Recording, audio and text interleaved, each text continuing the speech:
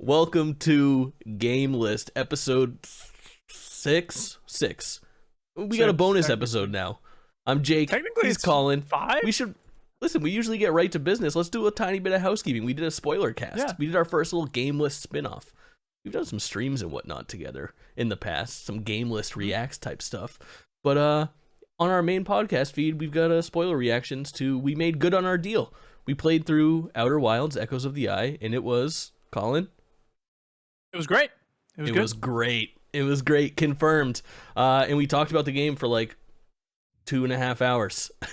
Echoes of the Eye. A lot, actually. Yeah, Outer Wilds and Echoes of the Eye. If you haven't played the game, play that first, and then you're allowed to listen. It will be our lowest rated episode of the podcast because that's such a small amount of people, but well worth it. Yeah, worth it. But enough of that. This is a show about...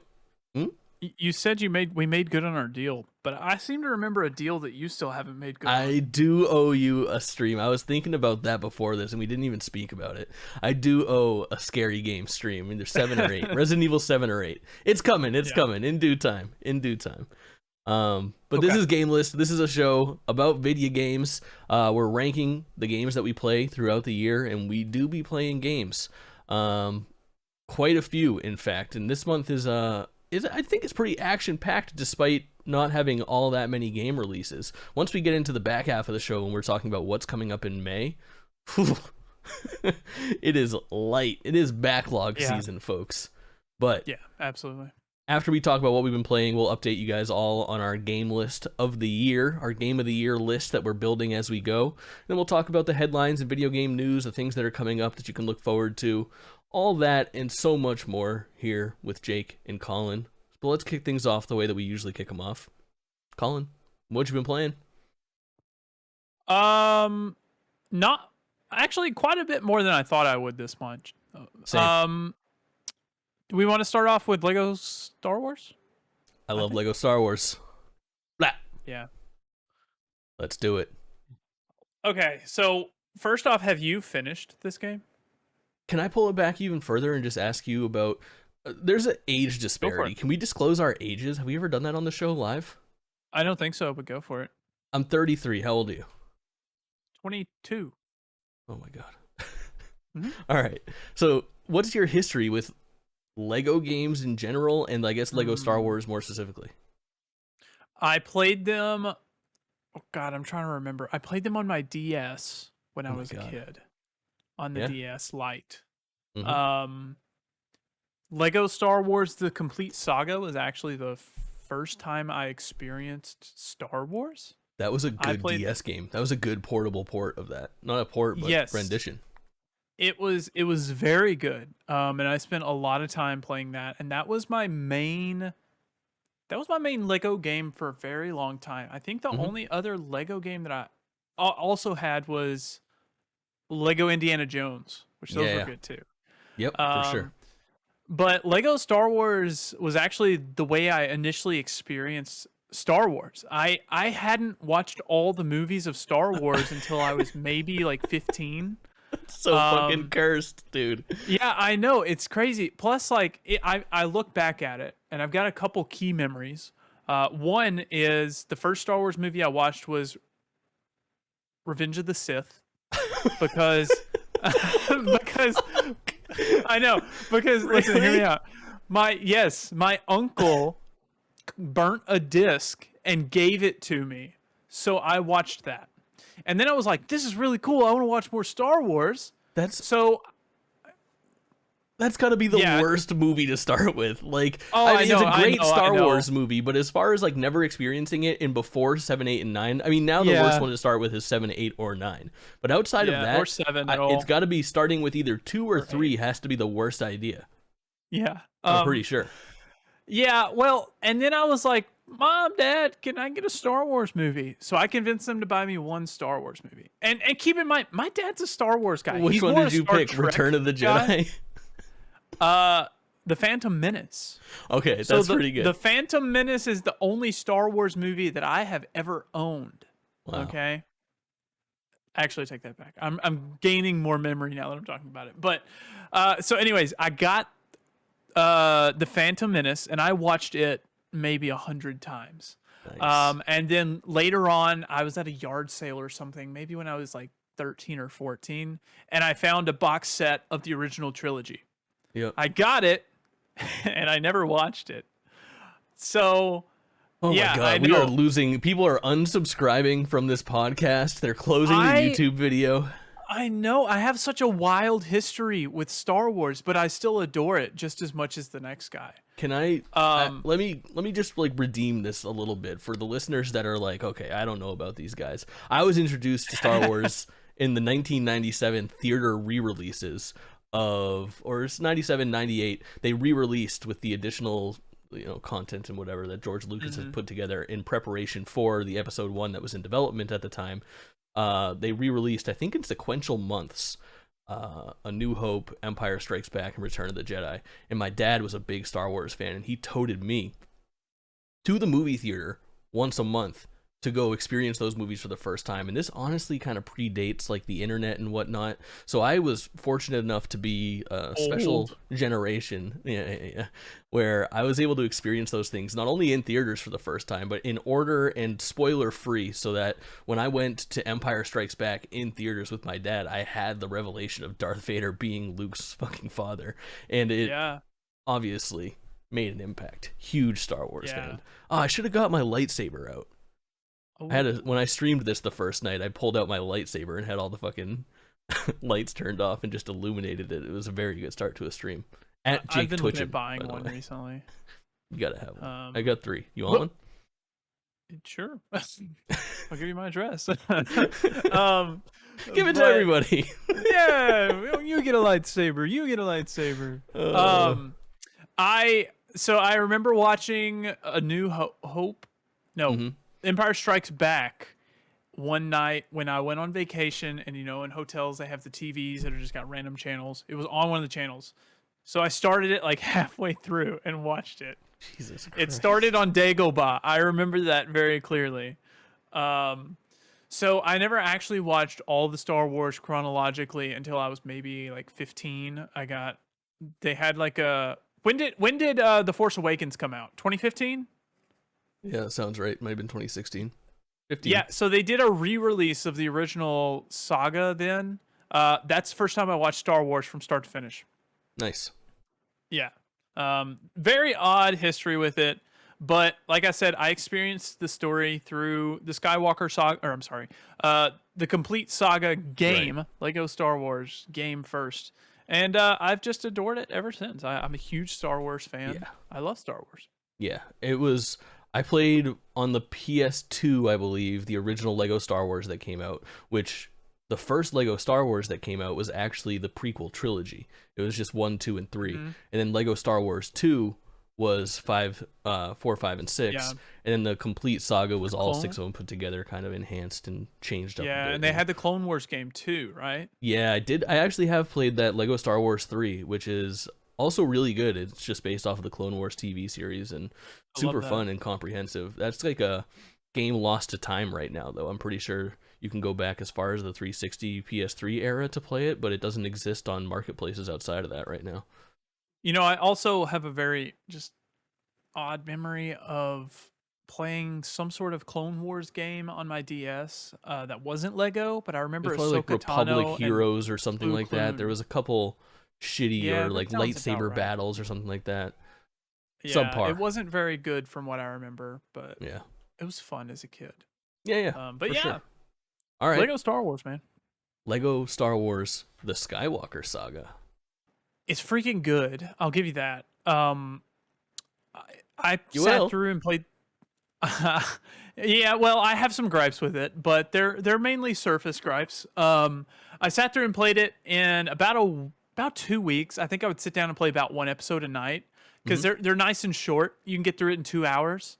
And it manages to actually hit all the big beats and be pretty funny. It's a funny game. Each episode in 2 hours. Yeah. Yeah, each episode in 2 hours. It's a very funny game. The main story is great, I think, through and through. It was very fun. It kept me engaged until the very end. But I think past the main story is where it suffers. Because, we can agree that this game this game's target audience is children, right? Mm, Um, even though we love it, I think right? it's like families, maybe. Yeah, it's a family game. We can call it that. Yeah. But it just jam packs all sorts of collectibles. There's over 1,000 collectibles, and I have been working tirelessly on it for the past couple weeks, and I'm only about halfway there. Yeah. It I stretches think it way too far. so. It's an interesting subject that you bring up, and I think that there's something to say for how it stretches things out and who it's stretching it out for. Because I've had a drastically different experience than you, and I think a lot of it comes down to we're 6-7 episodes into this fucking show, and a lot of people get that you're more of the completionist and I'm more of like the casual gamer for the vast majority of things that I play. I said recently to a friend that I was talking to that I like to play a lot, a little of a lot, and a lot of a little. I think is a really good way to describe the Yep. way that I play games. Like I am notorious for hopping into something and playing for an hour and a half. Looking at you, Chrono Cross, coming up soon. Um, Despite it being like a gigantic game and just scratching the surface. And I think what Lego Star Wars does nicely for me is that it presents its surface value in a really absorbable package. I mean, the fact that the story is obviously divvied up into 9 parts and each one of those really lends itself to being just a single session makes for a really nice evening of gameplay depending on how far you want to take it. And Yeah. as somebody who really like gets overwhelmed by side quests and when there's too much to do in a big open map, I'm super turned off from the game. And this Yeah. does a great job of laying those options out for you and telling you you don't need to take any of them. So for me, despite it being big, I can't knock points off of it from having too much content because for me, it's really like it's an all you can eat buffet and I'm going up there and having a modest plate and it's an enjoyable one. So I dig the food. That's what I'm Yeah. trying to say. But I understand that it definitely seems like one of those games where there's just so much going on that if you do want to complete it, it's gonna be a fucking pain in the ass. Yeah, and it's one of those things which there's so much that if one little tiny thing bugs out, then all of my work is lost, right? Mm. Because if I can't collect one single brick, then I'm not going to get that trophy Have for you run collecting into all some the technical bricks. issues like that? I have. I actually on the now this is pod racing mission in the Phantom Menace, the very Mm. last mission. There's a collectible in that mission, a mini kit that I have completed the requirements for multiple times, and it just will not give me the mini kit. Won't pop. Uh, Waiting for yeah, patch just won't pop. 1.2 or Pretty much. I'm just hoping for a patch that will make it pop at some point. yeah, that's tough. Yeah, and since there's so many thousands of things in there, there's 1,000 different things that can go wrong just collectible wise, which is a little stressful on my side. Because Yeah, it's like I could dump 99 hours into this game, but it might all be worthless after that 20-hour mark because that one thing that bugged out. yeah, But it's yeah. still a great game. And on that note, I want to say something that I really adore about this game. Mhm. In the video that you played a few minutes ago, in the character select or in the story select screen, there are like these little tiles that rotate that are animated. Yeah, yeah, Those yeah. are the coolest things ever. Though the little animations per episode, it has like the episode's theme in it. Like whenever you get on that episode, it will play that episode's theme. They're Yeah. so creative and they just loop. I love them. It I is want a Lego set of just those things. it's a game that has a lot of polish, and you see it in things like that menu. A quick side note: Colin mentioned the video that I was just playing. If you're listening to this in podcast form, we do it in video form as well. If you search GameList on YouTube, if you find either of our Yes. channels, which is Kaulin _ KAULINE_ or me, Jake Twitchin, like twitching without the G, you'll find the game list there, and we've got a nice little overlay. You can see both of us smile and laugh, and we play Yes. little videos and embed some visuals while you're listening, but we do a good job of verbalizing everything too. So don't worry, podcast listeners, you're not missing out on too much. You're not missing out. Also wanna see- on my Twitch or I'm sorry, my YouTube doesn't have an underscore. My Twitch does. I know it's a little confusing. but fucking up my tags. Yeah. YouTube.com look up Colleen, you'll find it. Colleen. Yes, yes, indeed. But I think The menus are really cool. Even a step further back from that, from the individual tiles, the initial menu when you load in that has like the full cast of characters are all doing like a really cool loop of interactions with each other that are really, really funny. Yep. And there's a lot of just like throughout the entire game, but there's a lot of little Easter eggs to look out for, little interactions that happen between characters that are very cute. The game is cute. It is. And I think you said that it was for kids, and I think I'd kind of lean more towards like it's for families, because I think maybe kids could probably get through the way that I played it, and then probably not be able to get through it the way that you are playing it, you know? Like some of the things, some of the puzzles, some of the collectibles would be too difficult and too overwhelming, that it would be tough for them to squeeze out of it. But as far as just progressing through the stories, it's pretty straightforward. And it's worth noting.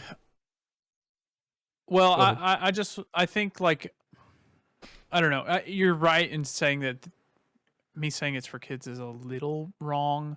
I think like the Lego part of it is, you know, more towards the kid side, but just the fact that it's Star Wars, any Star Wars fan is going to enjoy this. So it is a family game first and foremost, is Star Wars fans.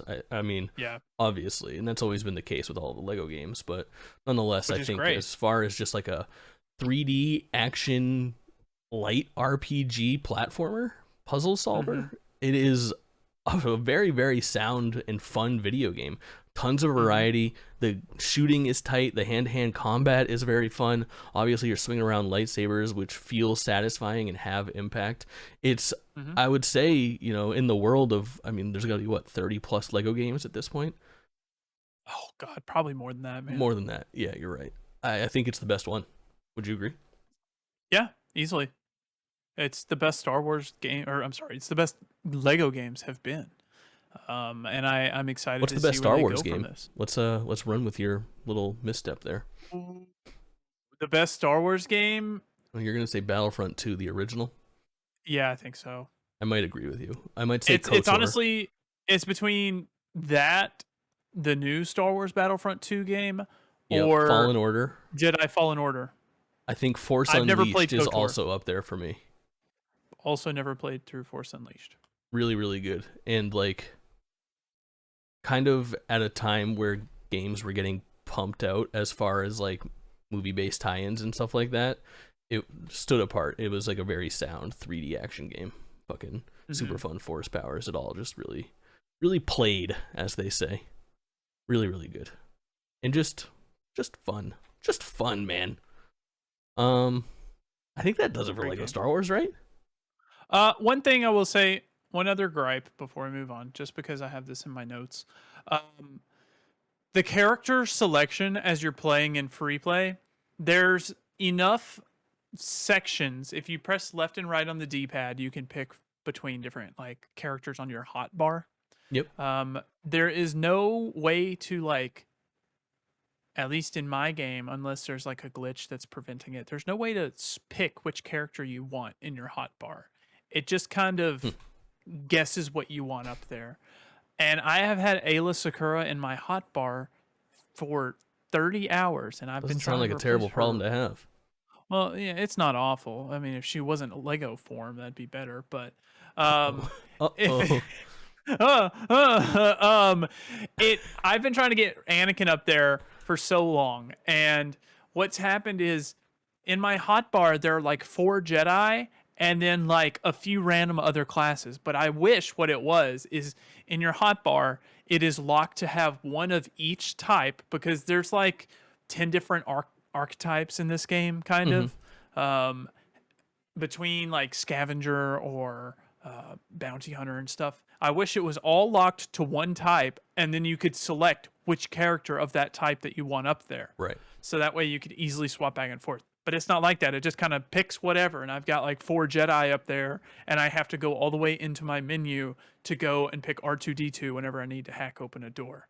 And I think that's a mistake design-wise. Yeah. Yeah. But I mean, the game was in the can for a long time, and then I think it got quite a bit of like bug fixing. Obviously, it's a big and complicated game, and I think the way that it came out is more than satisfying. It definitely needs a couple little tweaks here and there, which I'm sure they'll take care of in the near future. But overall, really nice package. You mentioned being sexually attracted to Ayla Sakura, and while we were on the subject, Well, another plug for the Alec, video. watch It's worth checking out Colin's fucking facial expression when I said that.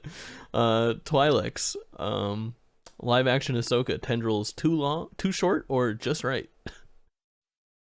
I mean, Rosario Dawson is beautiful, so I think they're just right. Just right. You heard it here. All right, that's a nightmare. Let's go from one family game. Let's go from one family game to another family game. A game that's very recent release. This has only been out like for about a week since we're recording this on May 6th, a little bit after the 1st. And I think we did you play? Have you been playing? I did. I got it. Nice. When I said I wasn't gonna get it. Nice. At a boy. Nintendo Switch Sports, which I will call Wii Sports at least 3 times throughout this segment. I'm also gonna call it Wii Sports. Two syllables. Did you play a lot of Wii Sports easier. when it was out? Oh yeah. You were Tons approximately of 7 Wii years Sports. old, so I'm pretty sure I got that for Christmas one year. So I played a ton of it. yeah. Tons of Wii Same. Sports, tons of Wii Sports Resort. Wii Sports Resort. Yep. I didn't play as much Wii Perfect. Sports Resort. I played a lot of the original Wii Sports. The Wii came out the year that I was graduating high school, and Wow. I remember the break, the first college break where everybody kind of left and came back for like to our hometown and all reconvened. The Switch was in like peak fashion, and we spent that month just grinding out games of golf and bowling and just competing against each other. Mm-hmm. So Nintendo Switch Sports is the spiritual successor. I mean, honestly, it's the sequel. I would even go as far to say to Wii Sports Resort. And what it does is it combines 3 classic games from the original 2 Wii Sports and 3 brand new ones. So it has bowling and tennis from Wii Sports. It has the sword fighting, which is called Shambhala. That's not right. Close though. That's a place from Uncharted. I think it's like Chambala, not No, I don't think it's an L. I think it's Chakra. Chakra. I'm pretty sure it's Chambala. I'm not positive. We're gonna fact check it. We're looking very stupid. But then it has 3 new sports as well. It is Chambra. I want to say it's Chambra. All of a sudden, Chambra. Perhaps it's a. Chambala. I'm looking it up. The 3 new sports are badminton, it's volleyball, and it's soccer. Truth be told, I haven't played soccer yet, but I think I'm a fool for not doing so. Go ahead. It's Chambara. Chambara. Chambara. Of course. One letter. Of course. One letter wrong. See, I didn't know it was right, but I did know that you were wrong. Yeah. And that's what's important. That is what's important. I also have you have played soccer? everything. Yeah, I was about to say I've also played everything but soccer. Okay, let's be podcast experts and talk about what we don't know first. Because I watched somebody play soccer yesterday on stream, and without the joypad, like the Joy-Con thing that goes into your thigh leg thing that you hold, there's actually a way to play it with 2 Joy-Cons where you move your character with the thumbstick. And then there's slight motion controls to like head the ball or kick it, and it looks actually really fun. It looks a little bit like a Rocket League in some ways, and it kind of has like I'm watching it now. Actually, it has like the Zelda style sprint bar where it kind of like clocks down, and you can use it to accelerate through the field. It looks really cool. I'm excited to play it now that I didn't realize that I could play it without looking like a fool alone in my office here. But yeah, and you know, I thought there had to be a way to play it without that leg strap, since you can buy the game digitally. I did buy it digitally personally. I got it for $40, which is a nice price. Cool. I thought that this game was like, I thought this game was going to be $50 digitally, $60 with the strap. In fact, it's $50 with the strap, $40 digitally, which is honestly the right price. Doesn't feel insulting, and especially for somebody who really doesn't care to do the little like leg strap thing. I think $40 walking out of there with 6 or 7 options is a steal. It's also worth noting that this game is confirmed as having free DLC in the coming months. This spring, golf is being added from the original Wii Sports as well, which is another big hit for me. So excited. What are the hits and the misses? For me, I don't love volleyball. I agree. I was just about to say that. It's slow. It feels a little forced. It just doesn't feel quite like it would have fit in the original Wii Sports or Wii Sports Resort, and I don't think it fits here. Yeah, and it's very difficult to get the timing right. At least I've had a hard time. Me and Allie have played it quite a bit. Yeah. And we're always like hitting the ball and it's going, woo, and Same. I it's was going too late, too fast. I can't get my timing right. I think yeah. this is going to go to show you that I think the new implementation of the sports that they've added is a little lackluster, and the Uh-huh. classics are in fine form because badminton is very much a lot like tennis. Um, It's tennis, and I literally. think I'd rather play tennis than badminton is what it really boils down to, despite it being probably the most fluid of the new ones that I played, all two You know, of I them. will say something about badminton is I found out if you press the trigger when you hit, it Lob actually shot. does a drop shot. Yeah, yeah, drop Yeah, shot. I didn't know that. Hmm. And I don't think it told me in the tutorial, if it even had a tutorial. I'm not Yeah, it's sure. just kind of like on the bottom right of the screen, it actually has that just like static sitting there as an option for you, which is cool. Oh, see, I totally missed that. It's a nice option. Um, did you bring this thing online yet? No, I have not. So I did that's see been, where there were like online challenges and stuff. yeah, it's awesome. um, I think that's really like the coolest part of it. It's not reinventing the wheel or anything like that. It's the same Switch Sports that you know and love, or Wii Sports, and available online competitively with up to 16 players at once when you're playing bowling and things like that. And to have Wow. that implemented into like a competitive way was so fun. It made for such a cool stream on my channel, like getting on there and being competitive and trying to like beat other people at sword fighting in real time added a layer to it that I didn't know was missing. Highly recommended if you get the chance. But what did you Yeah. think of Let's Go to Bowling? Bowling's great as ever. They actually added a thing in this game that I know it wasn't in the original Wii Sports. I don't know about Wii Sports Resort, but Hmm. if you're playing co-op or with somebody else right there beside you, you can actually decide to bowl simultaneously. So instead of me bowling, sitting down, Allie bowling, and then her sitting down and then swapping back and forth, we just bowl at the same time. Sure. And then once both of our pins are down, we both move on to the same next one, which actually saves a lot of time when you're playing together. Uh, it's really a really nice like quality of life implementation. Yeah, We played some of the challenge ones. I saw some of Um, this. I haven't played any of those where it has like the obstacles in it and like the yes, curves to the lane. yeah, I think these are easier than the old challenge ones. I actually think bowling in this game is easier than on the Wii. Could be Yeah. something to do with like the new motion tech or something along those lines, but I do feel like bowling in this game is a little easier. But I still enjoy it just as Well, much as bowling's Wii definitely Sports. easier because part of bowling last time on the Wii was you would. All right, so bowling was the main offender for people smashing their fucking TVs with Wii remotes. And the reason was is because Wii Sports and the Wii in general was such a huge step in like console generations because it brought home consoles into a bunch of houses, into a bunch of gamers' hands, or a bunch of people's hands that weren't necessarily gamers. It was this casual pick up and play thing that was easily explained and translatable. So you could give grandma this fucking Wii remote that just felt like excuse me, a standard TV remote. And I'm losing my voice. A Are you standard TV okay? remote, and you could follow the motion and bowl and have a decent time.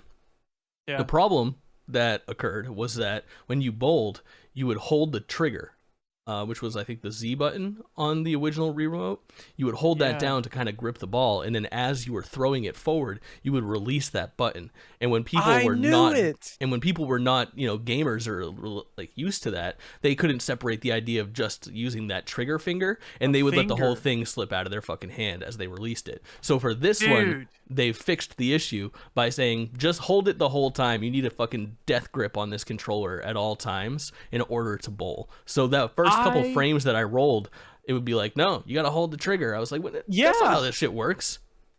It was confusing. That's what I was thinking. I was standing there, me and Allie were playing, and I'm like, why is it mad at me every time I let go? Like, Yeah, did we not always let go of the trigger on the Wii? we I most was certainly so did. confused. But that makes sense why it was so stuck in my head to let go Yeah, of the trigger as I raised my arm. it's ingrained in us. Crazy. Gamers, man. No Insane. shame. Still super fun though, guys. So fun. Tennis, pretty good. Just as good as it was. That I don't one think there's feels really I think improvements like here. fucking identical maybe to. Yeah, the only thing I complain about with the new tennis is you can't spam your racket anymore. You No, you used used to to. sit there and go Yeah. like just They took back and that out of forth. a You lot of can't it do that too, where anymore. they don't want you to just like spaz out and waggle it any longer. They Yeah. definitely want you to be a little bit more deliberate, because that's the same way in the sword fighting as well. Um, Yeah.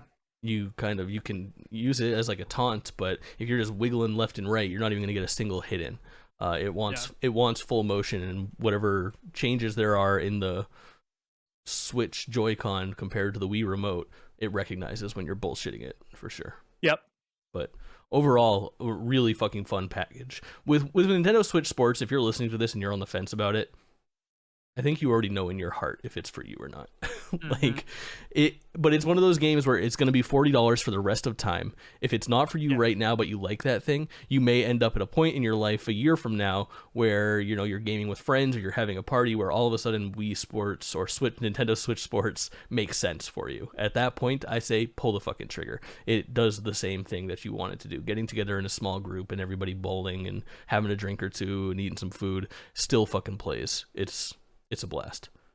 So good. A real win. All right. Nintendo Switch Sports, baby. Let's get into... I'm going to monologue a little bit. Let me monologue a little bit. Can I doze off or should I stay awake for this one? If you yawn, you know the rules on GameList. I might have yawned a few minutes ago and you didn't notice. And Nice. If you're watching the video version, you'll see me peek over to the screen to make sure Jake isn't watching me. It's our one GameList rule. I don't think we talked about it on the main show. I think we only talked about it on the spoiler cast, but I've got a real pet peeve against yawning on stream. I see streamers do it, and I see people on YouTube do it all the time. And what does it do? It makes you want to tune out. It makes you get sleepy. It makes you yawn, and that's never a good sign. We want you to stay here and listen to our little podcast. We need that engagement. And I'm a chronic yawner. Please do not leave. I just yawn habitually. So I give Colin a hard time for that.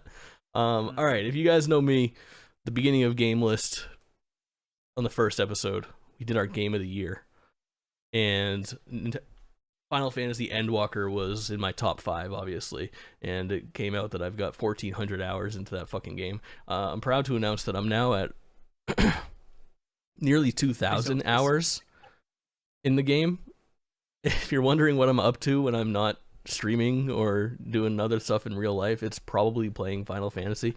And they just got their big patch, so I'm going to talk about Final Fantasy twice tonight, because part of the news tonight is an issue that they're having with this newest patch, and it's a unique and interesting Japanese video game development clinic on how to handle problems that I think is worth bringing up. But I'll just give a little slight review of Final Fantasy 6.1, and for those who don't play, just to kind of explain what a Final Fantasy 14 expansion kind of looks like. It's a little bit different than most MMOs, I think, and it's interesting the way that they do it, and it's actually somewhat new to me because I started playing Final Fantasy in the previous expansion's lifespan. So Final Fantasy, the base game, is called Final Fantasy XIV: A Realm Reborn. It's a whole thing on how they got there. There was an issue with the original game. They kind of rebuilt it, they relaunched it, and now it's this beautiful, magnificent thing. Since then, there have been a total of 4 expansions. This is the 4th one. No making faces, Colin. So there is the original Final Fantasy that you play through, and you play through the entire story of that. You then go into Heaven's Sword. You go into Stormblood. You go into Shadowbringers, then you go into Endwalker. Endwalker is the current expansion.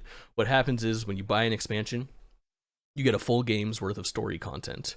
That game rolls credits, you enjoy yourself, and then throughout the 1.5 to 2 years in between that expansion's release and the new expansion, you get these big patch content updates. So we're now in Final Fantasy XIV Endwalker patch 6.1, and what happens when that big update comes through is the game goes down for about a day, it comes back up, and you've got another probably 8 to 10 hours of story-based content that is not just little read the text on the screen type of MMO side quests. It's full CGI cutscenes with new music and score, new dungeons to run, new trials to fight with big bosses and raids and the whole 9 yards.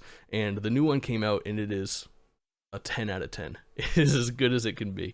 It comes with not only quality of life and little side quests like we were talking about, but the amount of actual content that comes through feels more substantial than a lot of big games. And there's obviously a gigantic bias when it comes to these games because anybody that's playing Final Fantasy 14 patch 6.1 has already put in at the very least 500 hours into this video game, so we're all bound to enjoy it very, very much.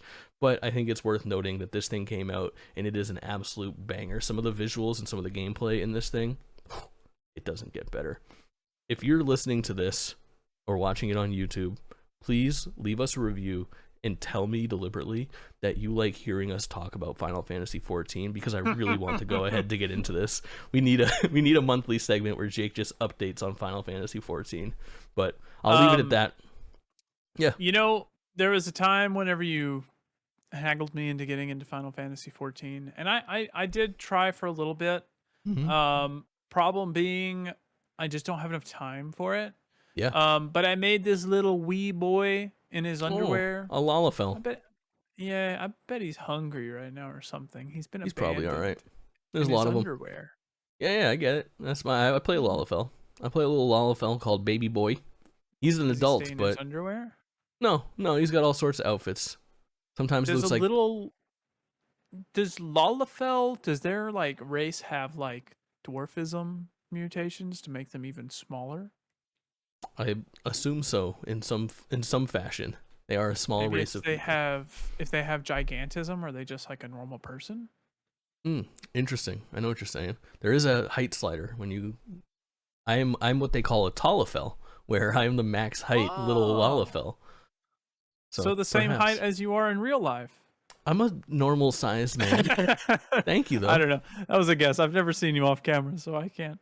When I started streaming, there was like this rumor that I was like 4'1", and not that there's anything wrong with being short, but I remember that. That's why I brought that. That's why I made the I'm 5'10". I don't know. Pretty sure that's somewhere around the. I'm 5'10", guys. I'm sure that's somewhere around the national average. I'm literally 6 foot if you round up. Yeah, it's true. Okay. Like closer to 7 feet than 4 feet. Chat. Jeez. Okay, on to the next. We usually, the way that we structure this, to be honest, is typically we try to go through the stuff that came out in the last month and then get to the stuff that we've been playing that's not from this month of new releases. And in the past, we've pretty much kind of had like an even split where we alternate from person to person and game to game. But I think I have a little bit more of a wide variety of stuff that I've played so far. So I think we'll let that kind of continue if you're all right with it. Yeah, go for it. We'll stay with our JRPGs and we'll just hop into Chrono Cross, the Radical Dreamers edition. Chrono Trigger update? You fall off, dude? The update is I plugged up my PS Vita yesterday to charge it. Ooh, he's thinking about it. I'm going on vacation soon. I plan to play it then. Nice, for sure. That's actually interesting because I'm going on vacation soon and I'm planning to play more of Chrono Cross. I played the opening hour and a half, which I got about to the point that I've ever gotten in Chrono Cross.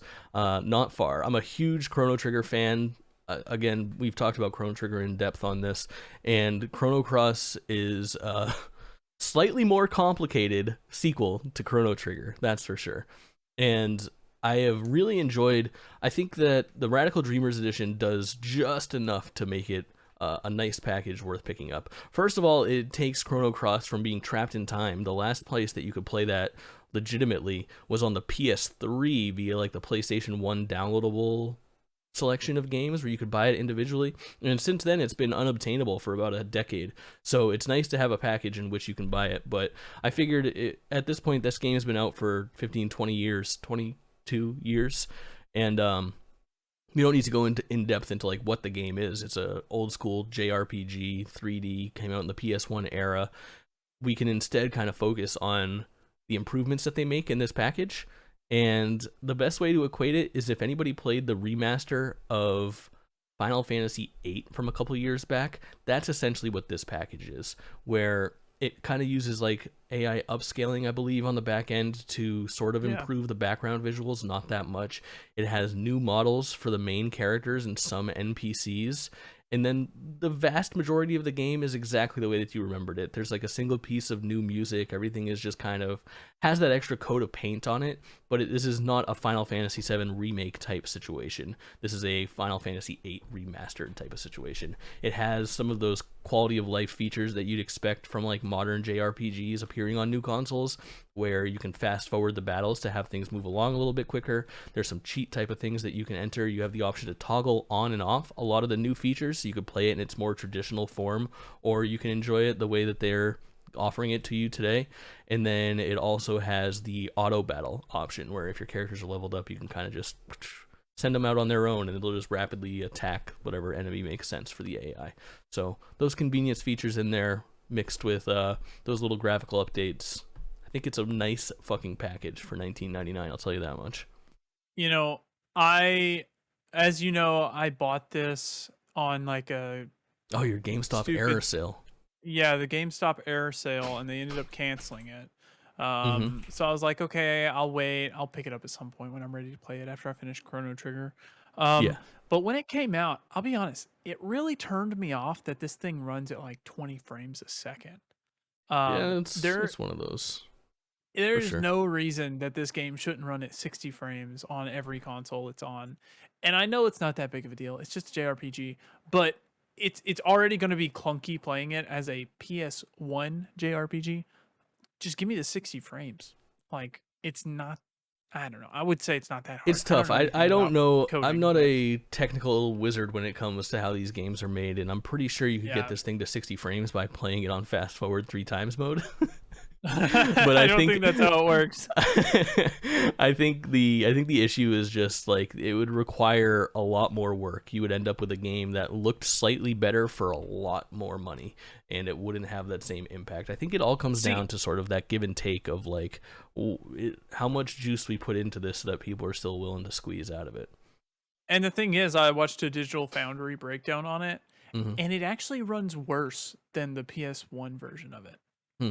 It has less frames than the PS1 version. Yeah, And I don't want to be the guy that whines about frames all the time because I used to hate people like that. But says the the frame PS5 complainer. spoiled me with 60 frames, I will admit. I get it. I Um get it for sure. But I think when it yeah. comes down to it, when you're playing like a classic JRPG like this, it's not the first thing that comes to mind. And Yeah, that's I fair. also think it's a lot like watching, I mean, an older movie or like a something that was recorded in full screen where it has those little black bars on the left and right of the screen where it's jarring, I guess, for a moment or two, but once you're in the mix and you've been playing it for a half hour, it's no problem at all. Mhm. No problem. Yeah. I totally just cut out there for a second. Yeah, I saw that. We'll continue on like Yeah. nothing else happened. Of Um, course. and now that you're back in incredible quality, let's move Woo! over to Vampire the Masquerade Bloodhunt. Bloodhunt. Ah, dude. What I know a jack shit about this outside of like the 30 minutes of your stream that I caught. so it is a battle royale game. Great. Naturally, everything's battle royale game nowadays. I think a lot of people were It saying we need a new battle royale. Yeah, I'm pretty sure they said that recently. But it's okay. I've only played it alone. It actually has a lot of like progression systems that I think are pretty cool. Mm-hmm. Um, and the platinum looks fairly simple on it, but I'll tell you, man, the gunplay is not very fun, I don't think. The gunplay kind of feels like, I mean, it feels very subpar. If you look at like Fortnite or something where the gunplay is really fun, like it's got good gunplay, it's just weird. It almost feels like it could be a mobile game. It's Mm. pretty. I'm not saying that it's ugly It's to be a not a mobile game, mobile right? game. Does it have a mobile option? No, I don't think so. It's just console, PC, whatever. It's free to play. It's cross platform. And I think it would be a lot more fun with friends because each of the vampires has very cool powers. Like they have really cool like powers and stuff. It's very similar. Like once you load up into a game, similar drafting sort of to Apex Legends. Okay. And how you pick your characters in order and whatnot. So they're characters, not classes. It's like a guy named, Y- yeah. Dracula. I can't Well, think of kind of. any I other mean, vampire names. they're like the brute, right? And Right. you can like Okay. customize your brute to look however you want. But the brute has different powers than everyone else. There are like subclasses that have like the same like passive or something, or Yeah. like the same like long jump. But it's just a very mediocre battle royale game. It's worth Yeah, checking out if you're wanting to try something new. It's free, so it's not like you're gonna dump any money into it.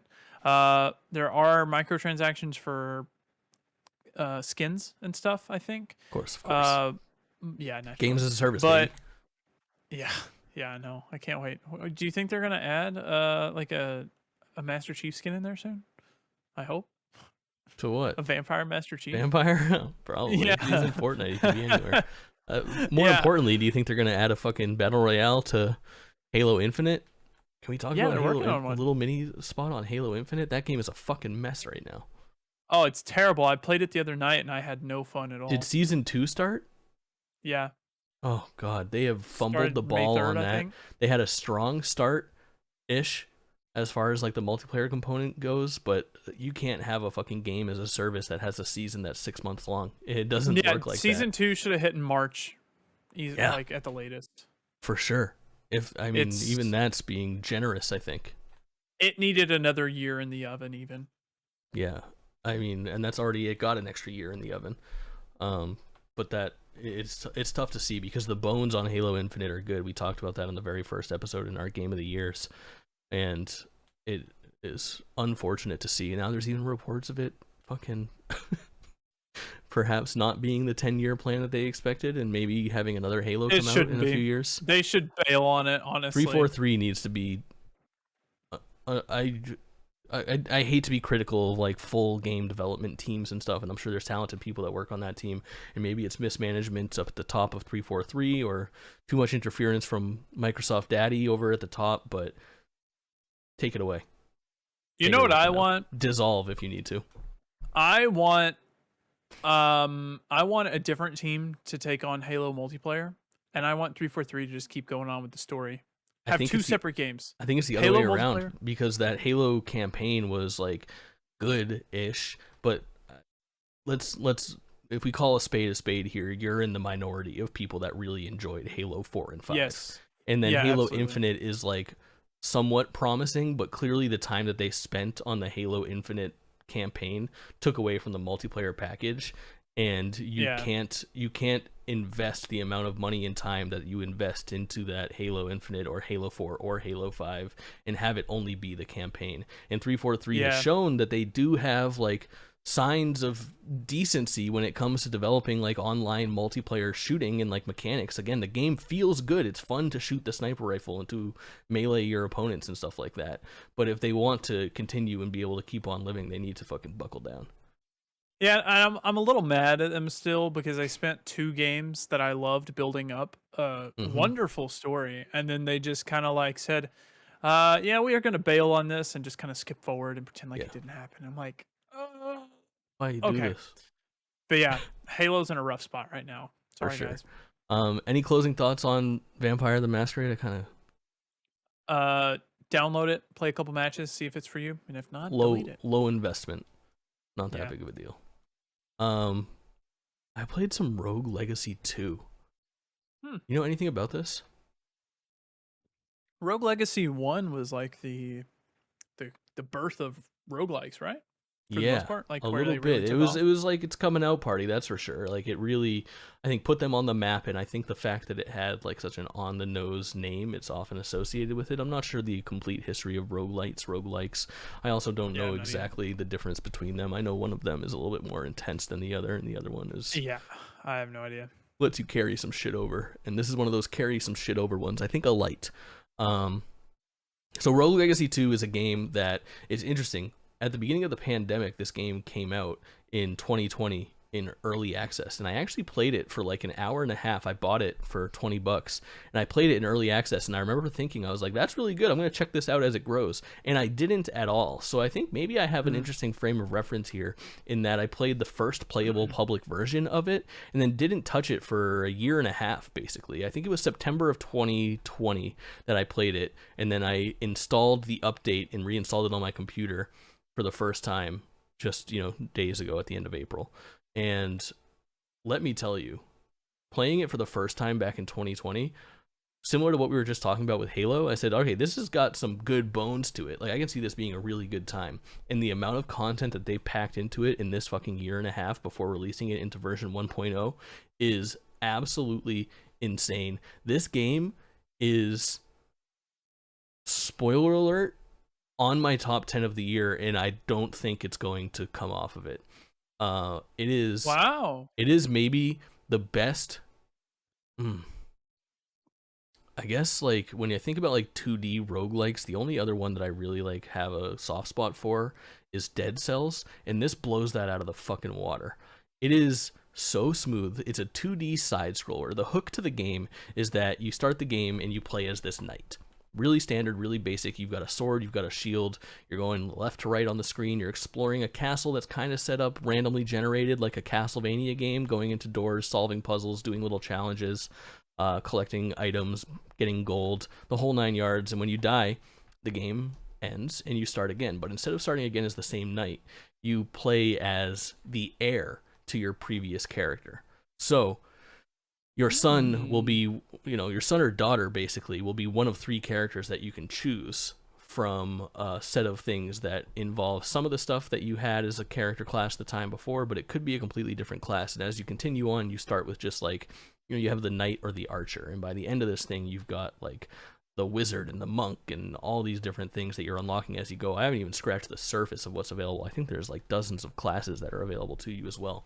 Each of them have these different really cool perks to them too. Some of them are really standard, like this guy finds 10% more gold when you open chests. This guy can find chests that are on the map without seeing them. All the way to like the absurd, where you'll find somebody that has like excessive flatulence. Well, they'll fart periodically, and that little burst of gas will harm enemies in your area. You can find one with, I can't remember the name, but the thing where you see sounds. So anything that makes a sound creates this splash of color on the screen that complicates things for you.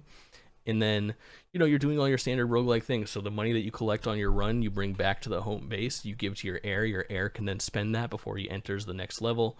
And that can increase, the upgrades to your swords or the items when you find them. Just really, really solid gameplay. And it is so fucking tight. Everything that you do feels incredibly crisp and really, really polished. It seems like they spent their time in the oven there, really making sure that this thing was polished to an immaculate shine. That's for sure.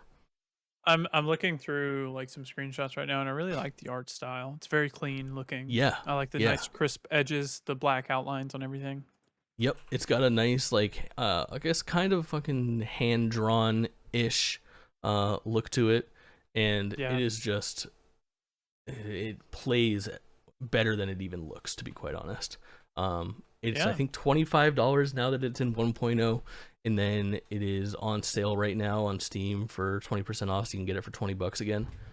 And I truly can't recommend it enough. If you like 2D platformer action hack and slash games, if you like roguelikes or roguelites at all, it is a absolute no-brainer. Really just fantastic video game.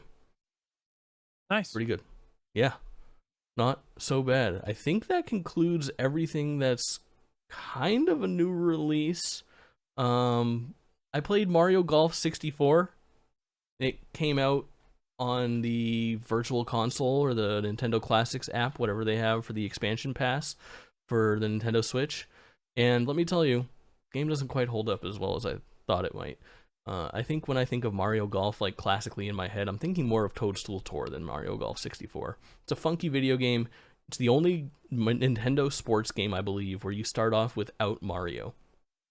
You start off with 4 characters, and your options are like Peach or Baby Mario, I'm pretty sure. And the other 2 characters are complete, like, no-name, just like golfers that they made for this video game. And you have to unlock Mario through a series of events, and it's just missing some of the quality of life features that you'd expect to be there. But, worth a shot. You want to know something funny? Yeah. When I was a kid, I thought it was like the Nintendo 64 and like Mario 64 and stuff like that because it came out in 1964. I used to think that's what that meant. I was like, my God, these are some old games. Fuck. That's fucking hilarious. All right. Are you ready to talk about your favorite thing in the world? Yes. Oh Hell my Let God. Loose. So I got back into it recently. That was, Wait, it was in, first, can you just top... like spoil our listeners with like, don't you have like an accolade for this game? Aren't you like Oh, I mean, I have the platinum in the Hell for Let it. Loose community or something? I have the platinum for it. Only That's not 400 it. something people. Wait, what? No, What else aren't is you there? like on like the leaderboards, like top 1,000 or something like that? Oh, am I? I don't know. Are you not? I feel like I was hearing you talk about that recently. I think It might have been the platinum stat. What's that? I think it might have been the platinum. What's the I what's don't the think deal? I'm. Oh, there's only 400 people with platinum. Oh, nice. That's a pretty So exclusive club. yeah, yeah. I'm the 422nd person that gets platinum in this game. I think 422, that's might be bro. what it is. Yeah. Too bad it's not 420. God, should have been done it faster. But yeah, Hell Let Loose is, we've Oversight. talked about it before. It's a military, like a World War II mil sim. It's super fun. I mean, it is. If you're looking for a game that's different than Call of Duty because you're tired of Call of Duty, you're tired of Battlefield, play Hell Let Loose. It's slow. It's thoughtful. You have to think about what you're doing, and it's very it's just a nice kickback and Hey, relax Call game. of And the Duty thing is, fans, can we interest you in a game that's slow? yeah, well, What a I mean, sell.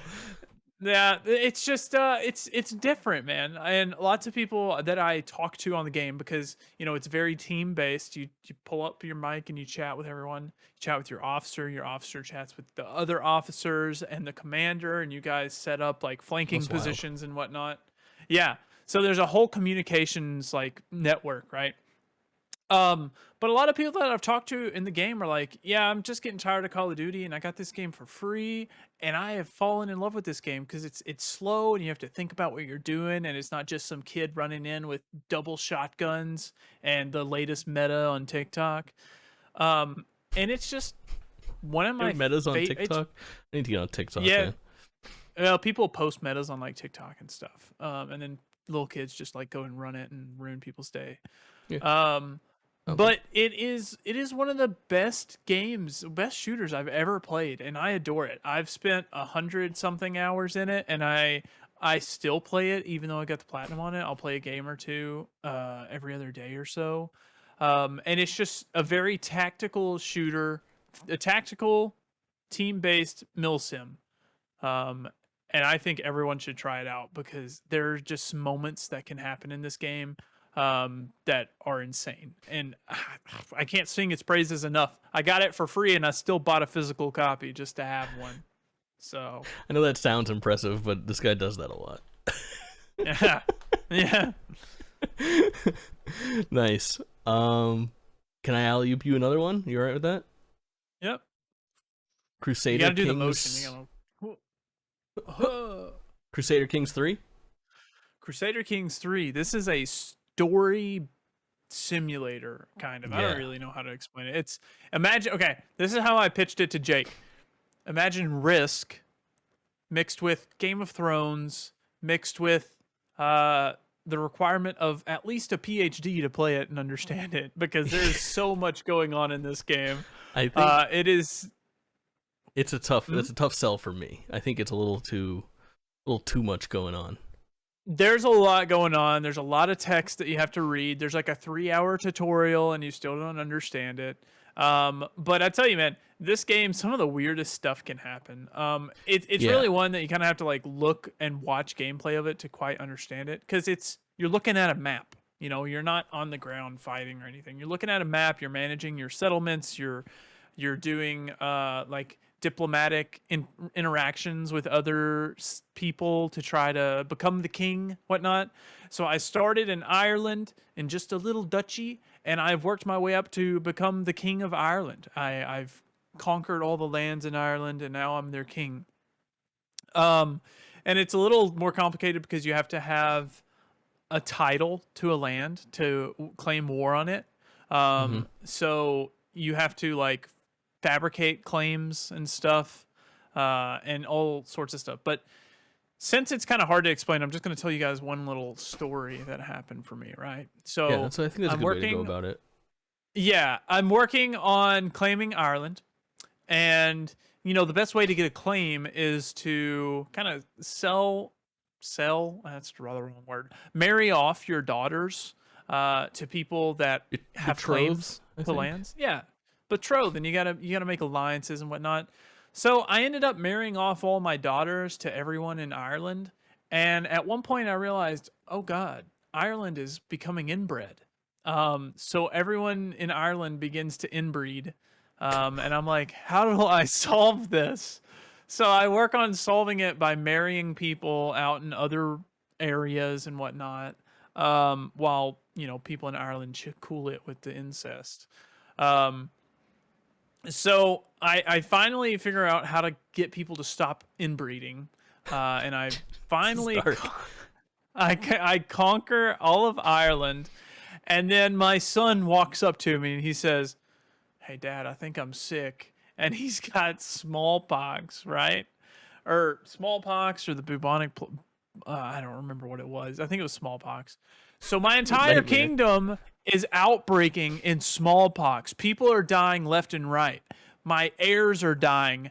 I almost died with smallpox, and they had to like tear off my face and cover it with a metal mask. It's just super weird things So that can happen bizarre. in this game. Yeah, I think It's insane. it's like mostly about those stories too. Like you're obviously making decisions and things like that, but it's more of these like conundrums that you work yourself into and you have Yeah. to kind of navigate your way out of. It's weird. Yeah. And It's then one time unique. the Pope recruited me for a holy war, and I was like, "Let's go, Pope, let's go." So we started the holy war, and just this super like cinematic music starts playing, and you just see a mass migration of like 10,000, 100,000 soldiers just migrating to the Holy Land and waging war. And it's just hilarious. It's a great game. And then a lot Wild. of people, when they don't migrate to the Holy War, they refuse and they just give the Pope money.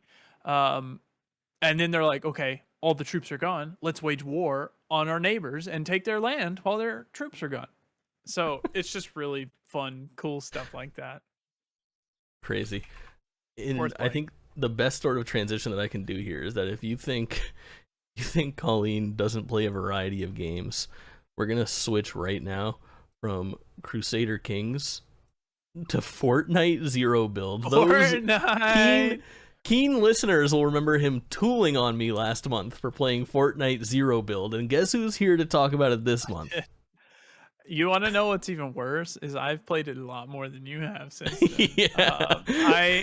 As of today, I'm level 90 in the battle pass. Oh my god. He's going Um, for it. He's it's going for it. it's fun. It It's is fun, fun man. without building. It's fun. Like I didn't realize how much it was just the building that made me hate the game. I know. There are all sorts of quests that you can do. I do all like the daily quests and like the season quests and whatnot. And I don't even really bother with fighting people for the most part. Like the last game that I played today, I only picked up heal items so that whoever killed me would have a bunch of heals. And I'll just run around doing quests, just minding my own business, fishing. And if people start shooting at me, I'll just kind of crouch and hope that they stop shooting. And if they don't, then I'll just start the next game and do another quest. It's a bizarre It's way just to do it. it's fun. And I bought a Moon Knight skin because I love Moon Knight. Yeah, And that's the best part, man. You can be so many yeah, different Hollywood hunks. dude, they released a Scarlet Witch skin today that looks so cool. Gotta get I you, kind of want man. to buy it. You're gonna have I to ask kind of mom for want some to. V-Bucks. Hey mom, can I have some Too funny. V-Bucks? It's All so right. fun. It's definitely worth playing. To move on, I've got Colleen on a streak of 3 that I haven't played or haven't played recently, but I've got one that we've both played that I played for the first time. You cool to talk about a short hike? Let's do it. All right. So I played this little game on.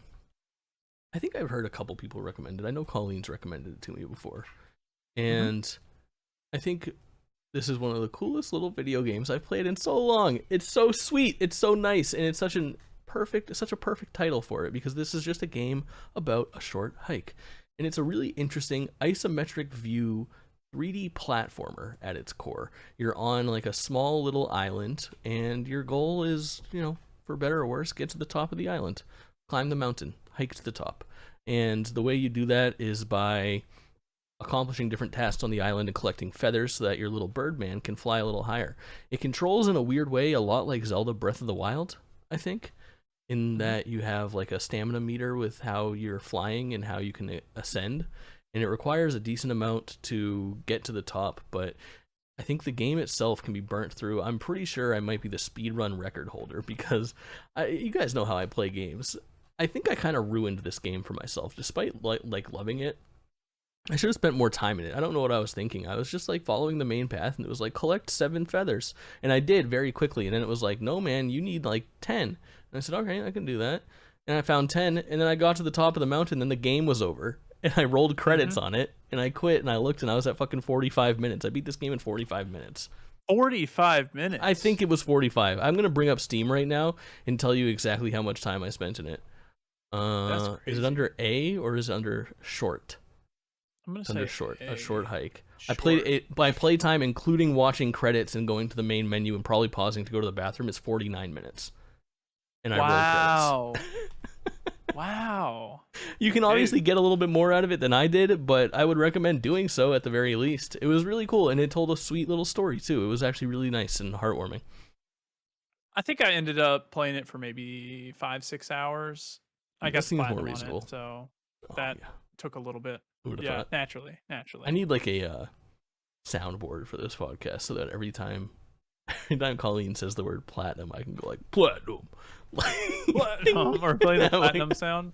Yeah. I need a soundboard so every time you reference Breath of the Wild, I can just tell you to stop. Listen, man. It's twice this podcast already. When a game has influence, you gotta do it. You gotta bring it up. It's literally just a stamina meter. It's everything has had a stamina meter since the beginning of time, but just because you see it go down in a fun way. I think if you look at the history books, plenty of people have equated a short hike to Breath of the Wild. Sure. I don't know. Maybe not. Maybe not. You're right. You're right. We all have our things. But yeah, sweet little game. Speaking of things that Kaulin got into after I told him to, we had Freight Train on last time. We were both singing the praises of Vampire Survivors, and you went for it. Well, actually, Freight Train forced me into it. He gifted it to me live on stream, and I felt bad to not play it. So I played it for. Hold on, I'm pulling it up right now. I played it for 20 minutes. Oh, okay. Yeah, it's not for me. Hey, that's all right. We'll move on. I liked it. We talked about it at length last time. Not for me. That pretty much does it. I have Echoes of the Eye here as things that we technically played in the last month because we did complete the game on stream. That archive is still available on Kaulin's Twitch channel, KAULINE_. Is it really? Spoiler free though. If you're not going back and listening to the individual podcast, let me tell you, this game is a fucking winner. And the way that we played it, putting kind of two heads together while one person had the sticks, was an absolute blast. But at this point, we've talked about Outer Wilds ad nauseum, so we'll let you guys slide, and we'll move in to the big headlines. And let me tell you what we're getting started with. Also, bad news. It is no longer on my channel. It has timed out. Oh, you guess you gotta play it and then listen to our podcast. Sorry, guys. Video game news, and we're starting with, if you're not watching right now, I'm slowly ascending in my chair so I can reveal my Kingdom Hearts shirt. It's being propelled by farts. It's not farts. You would have heard them. My mic is very sensitive. We're starting with Kingdom Hearts 4, baby. Simple and clean is the way that you're making me feel tonight. It's hot. I don't know the rest of the words. Should we just edit the break there and we'll just kind of continue through? So Kingdom Hearts 4 has been announced. This is all in. Fuck it. I'm leaving that part in. We're live. We're live now, back in action. Truth be told, audio listeners and video listeners, if you saw that little cut, there was a break. Sometimes we take a quick little break while we're recording. I had to go take a pee break. You gotta do it. Bio, baby. Listen, I know I've talked about it on stream at length, but I don't think I've talked about it that much on this podcast about how much of a fucking Kingdom Hearts fan I am. I think it's trickled through about like my streaming history and playing through the initial Kingdom Hearts games. And maybe we talked a little bit about excitement for Kingdom Hearts 4 and finally another Kingdom Hearts. But listen, it happened. It happened, and I am over the moon. Immediately my most anticipated game that exists. Even before its announcement, it was my most anticipated game. Whatever is next for Kingdom Hearts is what I'm excited for. At the beginning of the month, beginning of last month, beginning of April, there was a Kingdom Hearts 20th anniversary event, and nobody knew exactly what to expect, hopefully an announcement, but it was all kind of set up in a weird way, where initially when they announced the event, they said it wasn't going to be live streamed, which it wasn't. It was actually done behind closed doors in Japan, and it started off as like a bit of like an art gallery and a retrospective. It was all like in a real life type situation where you could go in and enjoy this exhibit, and then it ended with a behind closed doors finale where there would be like a developer interview, and then they would have some what turned out to be footage of some new Kingdom Hearts games. And the way that it all unfolded on Twitter was really, really interesting. It all happened in Tokyo time, so it was happening from like 2 a.m. here until about 6 a.m. here. And they had this like weird security measure where they had like cell phone signal jammers for the actual event, so that when this game was being announced, nobody was able to tweet about it. Nobody knew what was happening inside this room as they revealed the trailer. And then at the same time that the event let out, they put the trailer up on YouTube, the Kingdom Hearts 20th anniversary. Kingdom Hearts 20th anniversary announcement trailer. It's a 7 or 8 minute trailer that included 2 new-ish games, where one of them is like the finale of the Kingdom Hearts Union Cross Dark Road or something like that. It's a mobile game that's kind of already canceled, but is getting like a finale. And then a new game called Kingdom Hearts Missing Link, which is going to be a new mobile game, which again it's not the biggest deal in the world. It's probably going to be another gotcha cash grab, but at the end of this trailer, it cuts to something called the Lost Master arc, and it has this little number. Kingdom Hearts 4 is officially revealed to the world. And let me tell you, the world has gone fucking crazy, because not only does it have a hyper-realistic Sora running around Shibuya, but it also subtly indicates that we might be getting Star Wars tied into Kingdom Hearts. I was about to ask if you thought that was Endor. I do think it's Endor. So at the very beginning of the trailer, there's these quick flashes of a forest world. And in the top right corner of one of the frames that it shows while it's panning, there's what appears to be an AT-ST foot. It's a stretch, but it's the kind of thing that Disney would leave in there to have people having the exact conversation that we're having right now to theorize before blowing the roof off of it. I don't think it's something that would slip past accidentally. It feels like a bit of a plant, but this thing is looking so good. I think it's running on Unreal Engine 4. It might be ported to 5 by the time we actually get gameplay. It's worth noting it's the key that they used was that this is magic in the making. So this wasn't like hey, Kingdom Hearts is going to be here next year or anything. It's, hey, Kingdom Hearts 4 is in development, and it's Kingdom Hearts 4 in earnest, numbered and everything, has a logo and all. Really, really exciting. It shows some pretty different things versus what we expect from the Kingdom Hearts universe. The first 3 have been pretty consistent as far as graphical style, and this one takes a more realistic approach. It also has a teaser at the end, without getting into like Kingdom Hearts 3 spoilers and where the story stands.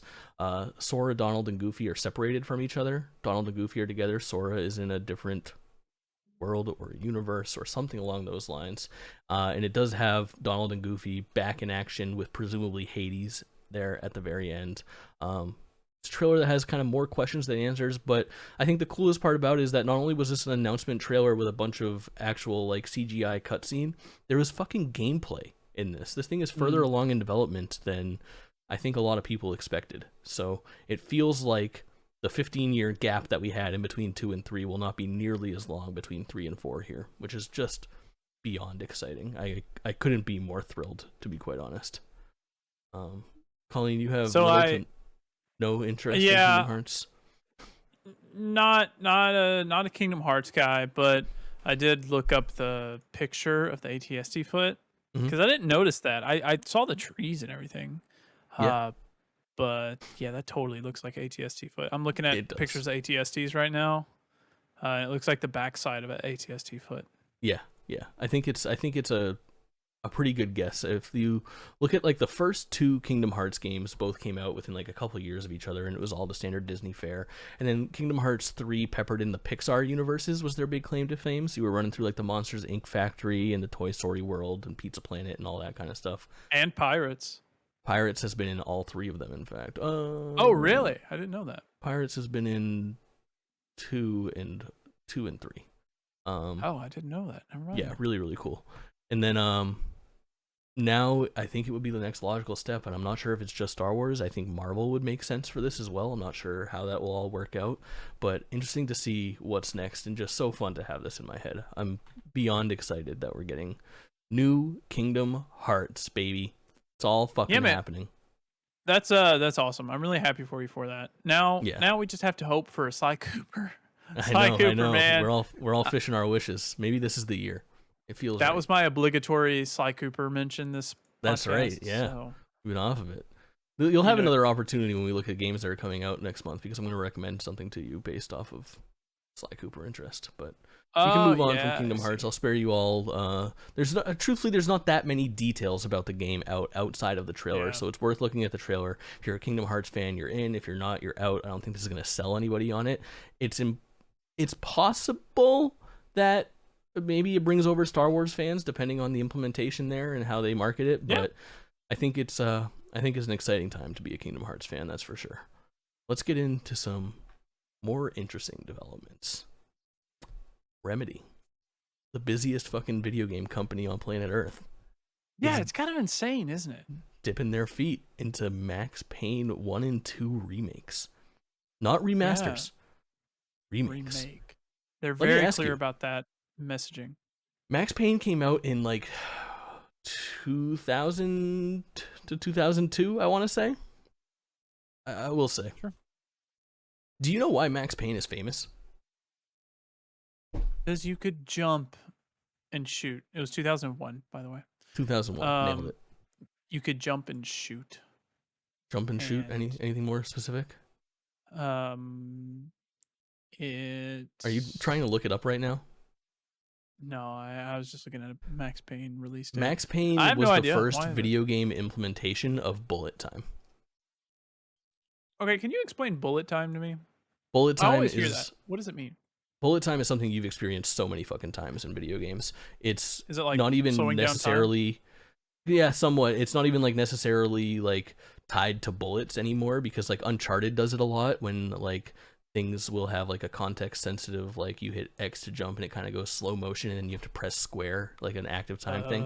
But bullet time in Max Payne, in the first implementation in video games, was when you were ducking behind cover and you would like jump left out, the time would slow down and you could aim in slow motion and doof, doof, doof, send those things flying. So that was the first. That's why Max Payne made such a big splash, and especially like Max Payne 1 and 2.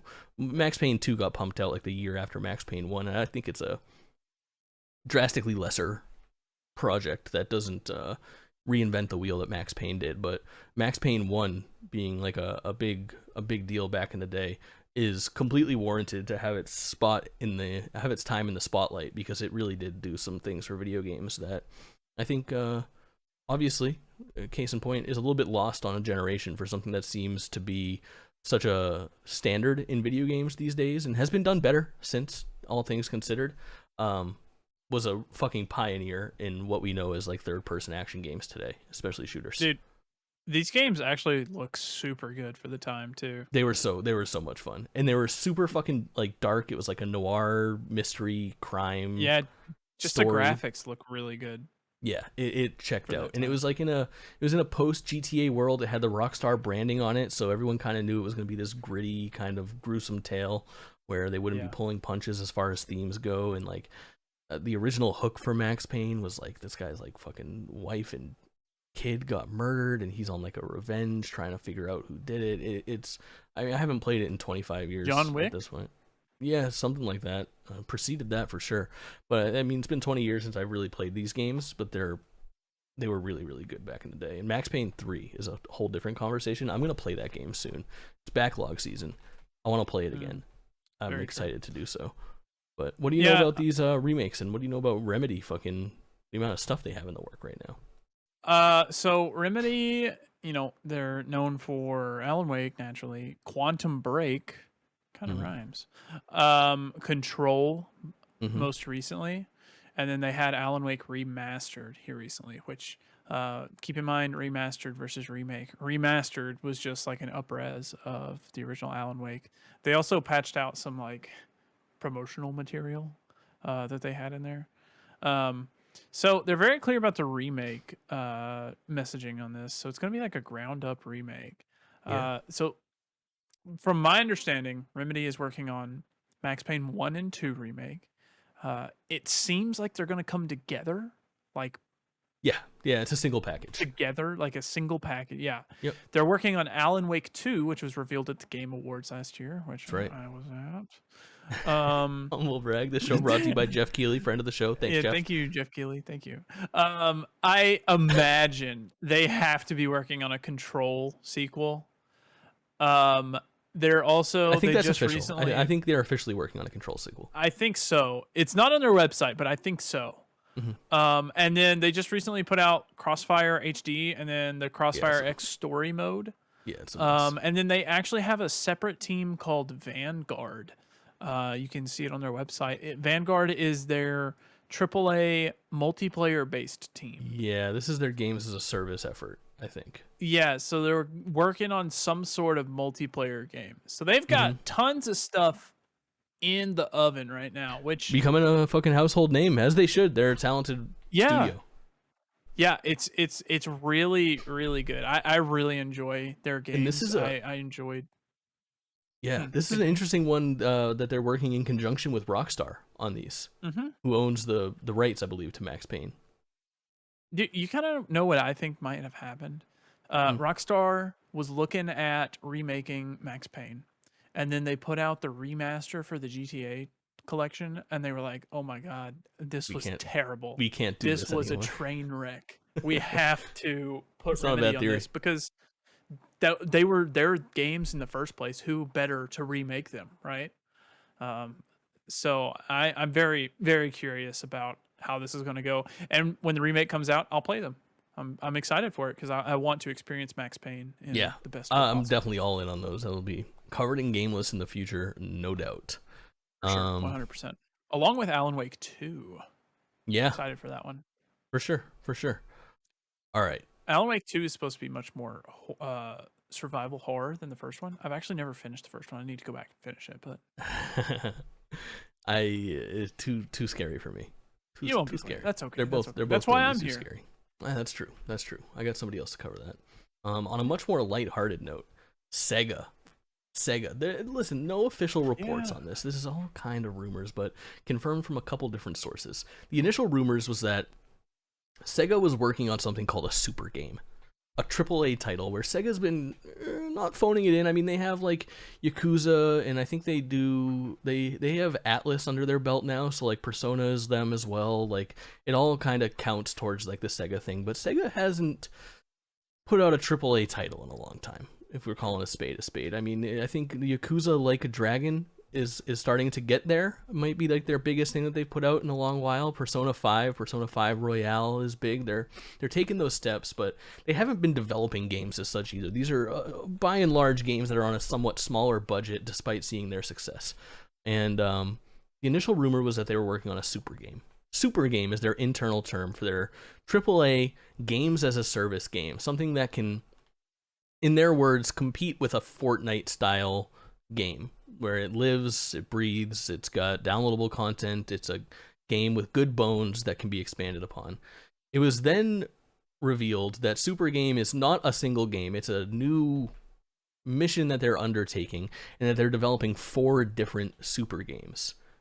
The 2 games that are confirmed, arguably confirmed, are rumored to be in development as Super Games. Warm my fucking heart to its core. As a Dreamcast diehard, we're looking at a new entry in Jet Grind, Jet Set Radio, and Crazy Taxi. Have you ever played either of these video games? I made you play Crazy Taxi on stream recently. Yeah, we played Crazy Taxi on the PS Now recently, but I've never played Jet Set Radio, and I know frighteningly little about it. So Jet Set Radio is really weird. It's like a cel-shaded 3D graffiti sports game. You play as like a selectable main character on rollerblades, and you run around a level almost like a Tony Hawk style level where you've got different layers and secret areas that you can get to, and your mission is to like collect paint cans and then spray paint your like signs all over the place. It sounds weird. It is weird. Please understand this. But it is a blast to play. There was two of them, Jet Grind Radio and Jet Set Radio, which are both the same game, one in Japan and known as Jet Set Radio. They dropped Jet Grind Radio from the title, and then the sequel, Jet Set Radio Future, was out on Xbox as well. There was a big Xbox, Okay. like, a lot of people know Jet Set Radio Future because the original Xbox, for a really long period of time, shipped with, like, console pack-ins after its initial launch, and I think probably the most Xboxes that were sold in the world were sold with the pack-in of Jet Set Radio Future and Sega GT 2002. Little racing game. So it kind of exposed this to the world. Really weird, unique game, but it's got its fans out there. It's got a crazy banging soundtrack. It's just so much fucking fun. And I know that there's a lot of diehard fans, and it's just weird enough, and it's just kind of in that, like, bullshit anime wheelhouse that it could hit really big when it comes back if done in the right way. And then Crazy Taxi is like an old school arcade game. It was big on home consoles as well. It kind of had its time in the spotlight where it's just an arcade, not even racing game. It's just such a straightforward concept. You're in a car, you have a timer, you use that time to pick up passengers on the street that want to go to a destination. You drive them to that destination, drop them off, pick up the next passenger, and see how far you can chain that with your driving skills. Really, really fun video games, and they're investing into them, which is just so fucking cool. The thing that's interesting to me is that supposedly there's 4 of these things coming, and I've got some theories on what the other 2 would be. You got any guesses? You know Sega. One of them is like a no-brainer, right? Yeah, it's gonna be Mario and Sonic at the Olympic Games. Get the fuck out of here. It's got to be a Sonic game, though, right? Yeah, sure. One of them has to be a Sonic game. I mean, Sonic Frontiers I would is imagine. not this super game that they're talking about, but I feel like there is a chance that there's been a rumored Sonic Adventure remake for a very long time, and I could see that being the super game. Which does Super Game? I mean, is it required to be a remake or like a remaster, or can it be a seems like new game? I guess it could be a new game. There's no concrete details on this. It's all kind Because of... I think if there's a new game that they want to like keep alive, I think Yakuza might be the way to go because it's really blown up here in the recent years. I could see that being the case. Yakuza is a big deal. Persona obviously could be gigantic as well. But it seems like if we're using Crazy Taxi and Jet Set Radio as like the jumping off point, my thought is like resuscitating older franchises. My guess is we're a Sonic game that exists and is good. I mean, I've got high hopes for Sonic Frontiers, but you never know. And then Virtua Fighter. They kind of dipped their toe in the water with that Virtua Fighter 5 remaster late last year that was on PlayStation Plus. Oh, dude. It's Toe Jam Jam and Earl. Toe Jam and Earl, they've tried. Toe Jam and Earl 3 on the original Xbox, not that bad. Worth a go. I'm just scrolling through their old catalog right now, trying to find something. And I don't know a lot of these games, but yeah, I understand. Let's talk about. Curious, before we scoot on away from Sega, what about the Sonic Origins fiasco? Yeah, I thought about making this one of the news stories that I covered, but let's get into it a little bit. I know it's a little off our radar, but it's not really that far off my radar. Yeah. Let me start by saying that I really love Sonic video games. Like I'm not ashamed to say how much I enjoy them. It comes from like being a Genesis kid. When I was younger, my parents got me an NES, then a Sega Genesis, and not a Super Nintendo, and then a Nintendo 64.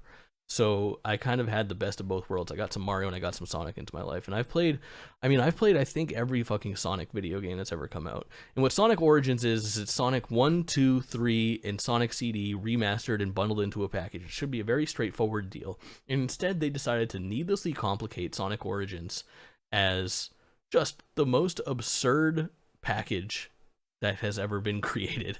The way that they did this was by having a standard edition and a deluxe edition. for I just sent you a $40 screenshot of and it. $45. And let me tell you, it is insane. Oh yeah, I got this up right now. So the problem is that if they would have just had a standard edition and a deluxe edition, the $5 price increase would have included this, this, this, and this. But instead, they needlessly complicated it and made this fucking grid of absolute nightmares.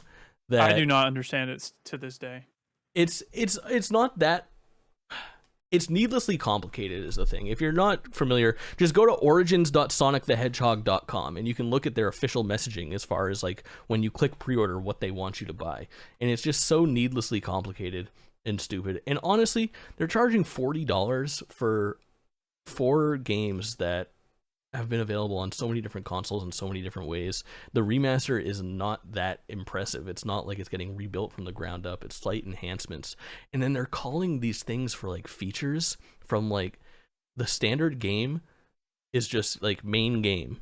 And then you get 100 bonus coins with the pre-order, mirror mode with the pre-order, and a letterbox background with the pre-order. With your deluxe edition, you get hard missions. You get character animation in the main menu, What does that even controls over the main menu, and character animations during music islands. These don't sound like fucking features. They sound like things that they could scrape out of the main game and then get $5 extra for it. It's honestly, it's all very bizarre. And the weird thing is, they have 5 different columns of their pre-order chart, and 2 of them just say coming soon. They're basically like it. It's so fucking stupid because they all use the same exact. The first 4 options all use the same exact cover art, and then the last one, the deluxe edition, includes everything. But they don't have any like visual indicator that the classic music pack and the premium fun pack are just DLC things, and then the start dash pack is your pre-order bonus. The just messaging is like very confused, and they just completely missed the fucking mark. It's so much more easy to understand if you just show off, here's Sonic Origins, here's the 2 DLC packs, here's what you get for pre-ordering. If you get the digital deluxe edition and pre-order it, you get everything. Like I just explained it in fucking 10 seconds better than their convoluted menu does. It also looks like the visual, like the graphic of it looks like it was made by like a high schooler that just learned how to make music. I could put it together pretty good. Like, and you guys see how incredible the game list layout if you're watching the video format of this is. I just do not understand this at all, and I'm like, sure, I don't know. Yeah, but it's bizarre. Wild. All right. Let's talk about something that like fired me up, man. I didn't have it in me. Like I didn't even want to talk about it. I do love like I love Sonic, and it just gets me so angry. Like stupid little things like that just piss me off for no reason. It's not that. Yeah, I mean, reasonably so. It's so dumb. Yeah. Oh my god, they have a baby Sonic poster on their website. Baby Sonic, dude. Holy crap! Baby Sonic. All right, Skydancer, you're up. Lucasfilm, Skydance New Media. Oh, Amy Hennig, yes. Your sweetheart. Amy Hennig is a genius. So with the, I mean, this is pretty short and sweet, thankfully. But Amy Hennig worked back in the day on a Star Wars game called Project Ragtag. You can imagine it like Uncharted, but Star Wars. And it was supposedly shaping up to be amazing from all that we've heard of it. All the people that have seen it and have talked about it, it was supposed to be amazing. And then EA canned it. Like they can everything that's good. They can this and 1313 and EA's exclusive rights to the Star Wars franchise for these past 10 years have been insane and detrimental to the Star Wars game space as well. Thankfully now that contract is running out, we're seeing just tons and tons of Star Wars projects pop up. I think there's something like 10 in the works right now from different studios. Tons of stuff. But anyways, Hennig is not necessarily reviving Project Ragtag, but that's the idea that they're going for again, from what we've heard, is Star Wars, but Uncharted. And speaking of which, Amy Hennig helped on Uncharted. She was the creative director for Uncharted, the original trilogy, which I think is her most impressive feat, because I don't want to talk down, because I think that she's obviously talented. She's helped on some really good games, but I think that there's like I would say like maybe slightly overrated. Like people like really like they're like, oh, she's the best that's ever done. Like she did like Legacy of Kain, Soul Reaver, and Blood Soul Omen was Reaver? her thing Yeah, for a bro, long it's a time, great game. which are like solid 8s. Like I think the best thing she's done is Jack 3, which is the best of the Jack games, arguably maybe Jack 2. I What don't know. about Combat Racing? Okay, what about Battlefield Hardline? That's not an awful game, all right? Some I think people hate arbitrarily on it, but that's an awful game. it's better than Battlefield 2042. Time will tell. She So, worked on Forspoken as well. But I yeah, know that we'll there's a see lot about of that. hype behind it, and I think it's warranted for sure. She's done some incredible work. But I don't know. There's like, I think that the Naughty Dog troupe there, like Amy Hennig and Druckmann, both get, I think, touted as these like incredible messiahs in the video game industry. And I think time Yeah, will that's tell. fair. I mean, it's not hard to misstep. I mean, just look at The Last of Us too. Dude.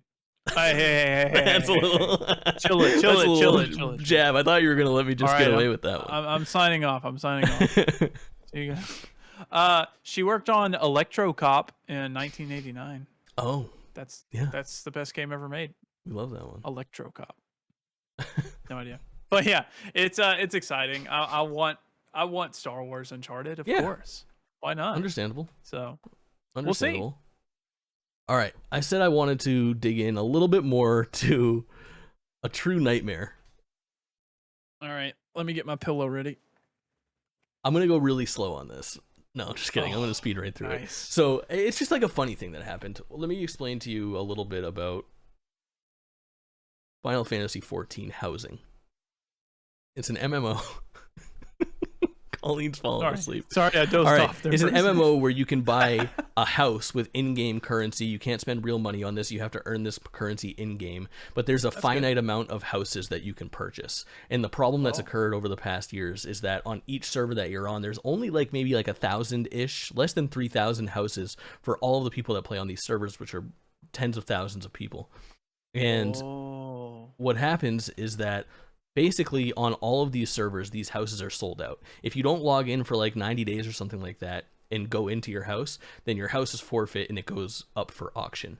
Not auction, I apologize. Goes up for sale. The way that this sale works is that at a random time in like a 36-hour span, you can just buy the house. It just invisible switch flicks and you can now buy it. And what it turned into was on each server at any given moment, if you found a house that was for sale and went to that plot to purchase the house, you would see a sea of like 50 people all just repeatedly clicking on the same fucking house trying to buy it at the right time. And it was just an absolute time sink mishmash. People would get banned for buying like auto clickers that would go and like do the action for you and just leave their computer on trying to get the house.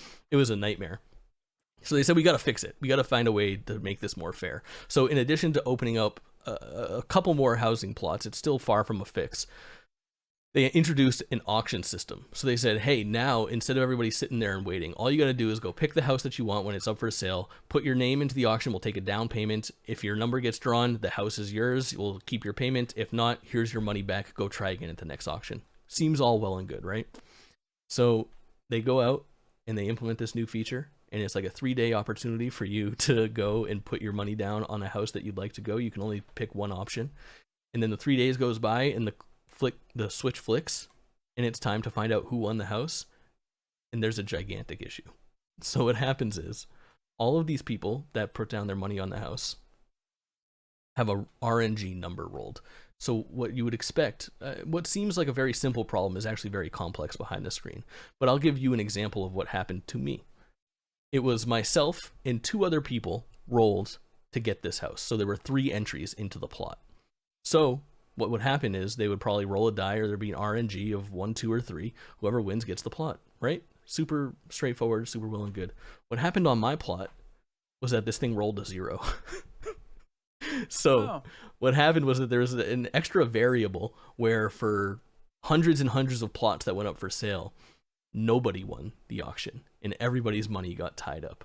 So it has been an absolute barrage of frustrated people whose money is tied into this housing system for a house that they might not actually win. And apparently behind the scenes, it has created a nightmare to try to rectify. But if you're actually interested in any of like behind the scenes details, it's worth noting that there's this guy, in Final Fantasy XIV is notorious. This guy is like the Miyamoto is to Super Mario Brothers as Naoki Yoshida is to Final Fantasy XIV. It's a game you've probably heard Yoshi P thrown around from time to time as Yoshi producer, Naoki Yoshida. This guy is responsible for basically resuscitating Final Fantasy XIV. He's also the producer on Final Fantasy XVI, which has had a little bit of news in the last week or so. Talking about Final Fantasy, he's brought up that game is a little further into production than we thought it was, which is pretty exciting. Maybe more news on that next month on GameList. We'll see. But if you want to look at like a clinic of how to explain and communicate to your community problems with your game, this guy is the best in the business. A series of posts on like the Final Fantasy XIV website. It's called the Lodestone, Lodestone. Housing issues are there, and it's always a formal thing that he does in like a letter form, and he addresses the people that are having the issue. And he's so apologetic and so transparent in the things that are happening in the game, the bugs that are happening, the way that they are trying to replicate the things that are happening to you on internal servers, and their plans and time frames for getting things fixed. In a world of games being released that are unfinished or buggy, this guy is showing the entire fucking world how to do it. They are really, really worth a read. Even if you have no idea what's going on, the cadence and the demeanor that this guy uses to communicate to his fans is fucking impeccable. It really is really cool. And let me tell you, like, Final Fantasy 16 is in very, very fucking good hands with this guy. Really dope. Two things. One, I can fix this, okay? You just go in, all right, and you assign the first person that bids on the house a 0. It's done. No, that's not fair. Yeah. So if it rolls a 0, then he gets the house. But if it rolls a 1, this person who signed up second gets the house. Yeah, but that if you take into consideration that there was only a 25% chance that you would roll a 2 or a 3, there's a 50% chance that you would roll a 0 or a 1. So that person with the 1 already has lost their 25% chance and should be forfeited. To be fair, it needs to be a 33%. Wait, what was that math? Okay, so if you're rolling, if you roll a 4-sided die, right, and it comes up 0, then there was a 25% chance that it rolled that 0. That it's going to come up 0. Yeah.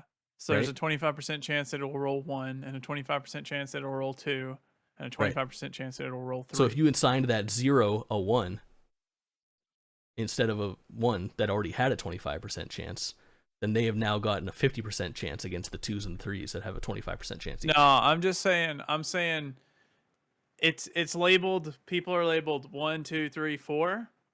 Just scoot it up so they're labeled 0, 1, 2, 3. It's not a bad idea.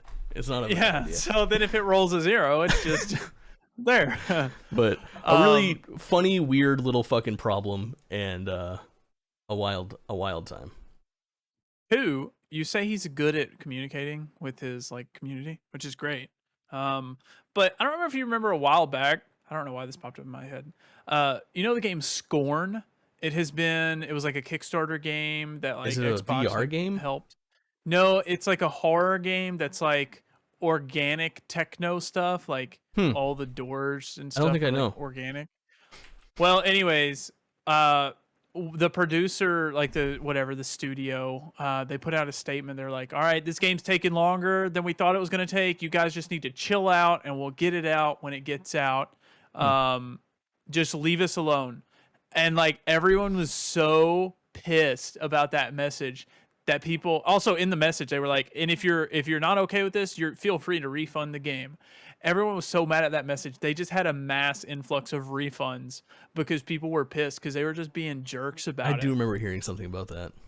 Yeah, it was crazy. Wild. I read through a bunch of like the refund requests and stuff. And whenever the person was like, yeah, you can figure out where to refund it on this page. And it's like, and they went for it. Like, yeah, I mean, it's just they were jerks about it. I mean, it makes sense, but it's tough when you look at like the way that this guy communicates to you. Even if you're having like a hard time, it's really difficult to be like mad about it. Like, it really is fucking impressive the way that he. I don't know, the way that you're addressed, like you understand. It's hard not to be. And it's about like PR stuff, right? Like everybody should reasonably know that game development is a lot harder behind the scenes. Like my Yeah, solution isn't actually going to work, but like if people just go about it with the right attitude and like a humble attitude, then for the most part, for everybody's going to sure. be all right. It's Let going to be me. fine. Are you alright with me reading like an excerpt from one of these updates? I just went and I grabbed like Yeah, he's had about 10 updates on this, and this go is for it. one from April 16th. So this has been going on for like 3 weeks, which is an exorbitant amount of time. But imagine being mad at this. Hello everyone, this is Naoki Yoshida, producer and director of Final Fantasy XIV. I would like to apologize for my explanation in our earlier news announcement, which has caused confusion for some of our players. In the news announcement, I had mentioned that there are many patterns involved for the lottery conditions, to which we've received comments such as, are they manipulating the lottery method somehow? I apologize for my vague wording, which came about from my haste to publish a follow-up announcement. What I should have said was, there are many patterns involved for the lottery entry conditions. My blunder was in writing this simply as lottery conditions. The housing lottery system implemented in 6.1 uses a plain randomization method and conducts a simple process regardless of lottery conditions. This is another probably 3 pages worth of text, but he goes through, and at the end it's in closing. In any case, we recognize this is an especially egregious issue, even throughout our history of service, as this is one of the larger additions to housing in the introduction of the lottery system our players were looking forward to. We will follow up with the measures we will be taking to ensure the issue does not reoccur, but for now we will do our utmost to identify and address the cause as soon as possible. Once again, I sincerely apologize for the inconvenience this is causing and appreciate your understanding. It's like being talked to like a fucking adult as opposed to being like spoken at by like a PR person on a stage. It really goes a really fucking long way. It feels like you can tell that this dude cares about his video game in a fucking deep way, and it makes all the difference when there's problems. If the Fortnite had a housing, the Fortnite company, Epic Games had a housing issue like that, you know what it would be like? Oh my god, a shit show. Can I read a excerpt of the Scorn update just to give You may. like a contrast? It's again, it's a very long one, but I'll just start off with the first paragraph. It says, "Hello everyone. In this update, we will highlight the most common issues people have regarding this project and the reason behind some of our decisions. We have addressed some of these issues before, but we will repeat them once more. Because if you want to create something ambitious and consciously, or not so much, bite on something you can barely chew, scope and production wise, especially the first time around, you have to set up priorities and keep less important things to a minimum. What have we been doing since the trailer released last October? There's no big revelation here. We're just developing the game, and there's nothing more to it than that. A year is not that big of a period when it comes to game development, and some people really, really dislike us staying silent for really long times. It's that way by design for a few reasons. The only thing that will get the game out the door faster is concentrating all the effort on development. That is our main priority." And it goes on, and it's fuck off is what they're saying. It's considerably more hostile throughout. And then all the comments on this thing is like, yeah, I don't like this tone. Can I get a refund? And it's like, hello, please check your inbox for more details on the refund. Thanks. Yeah, it's just for sure. terrible. Real nightmare. Speaking of nightmares, have I got one for you? I'll make this one quick as well. Yuji Naka. Oh no, this isn't a nightmare. I like this. Balan Wonderworld. He looks so sweet, man. I feel like he's super kind. I've heard he's kind of a prick, but that's besides the point. Nonetheless, he sure helped create Sonic. Yuji Naka revealed through a series of a tirade of tweets last week that the development of Balan Wonderworld was a fucking nightmare for him, and it ended 6 months before the project was released, with him being removed from the project, which he then brought Square Enix to court over, and was released basically without his consent, his blessing, and his development over the last 6 months, which maybe results in why it's such a fucking nightmare of a game to play. Maybe, it's a tough call. According to Scorn, a year is not much time. And that's true. That's true. Imagine what 6 months is. So it was terrible anyway. The big takeaway quote here is that at the end of his fucking tirade, his quote is, "Square Enix and Arzest are companies that do not care about games and game fans." The long and short of it is that apparently Yuji Naka thought that this game needed a little bit more time in the oven and was not happy with the direction that these two companies were taking with the promotion for the game. He had issues with people that were becoming early fans sharing art and Square Enix not wanting to retweet that, which is a time-honored tradition from Square Enix. They like their own artists to do the art, and they don't really love or embrace the community's like love for Final Fantasy or Dragon Quest, despite it being something that is hugely popular and people draw quite a bit. You won't often see that kind of stuff pop up in any sort of like official capacity.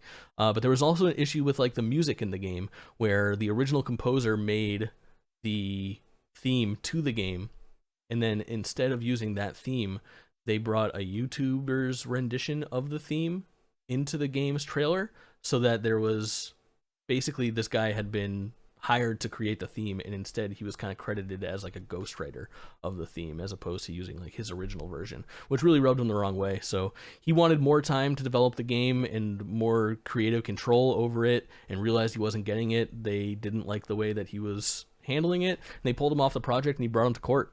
He said, "This is my fucking Balan company that you guys hired me to run, and it's becoming a nightmare."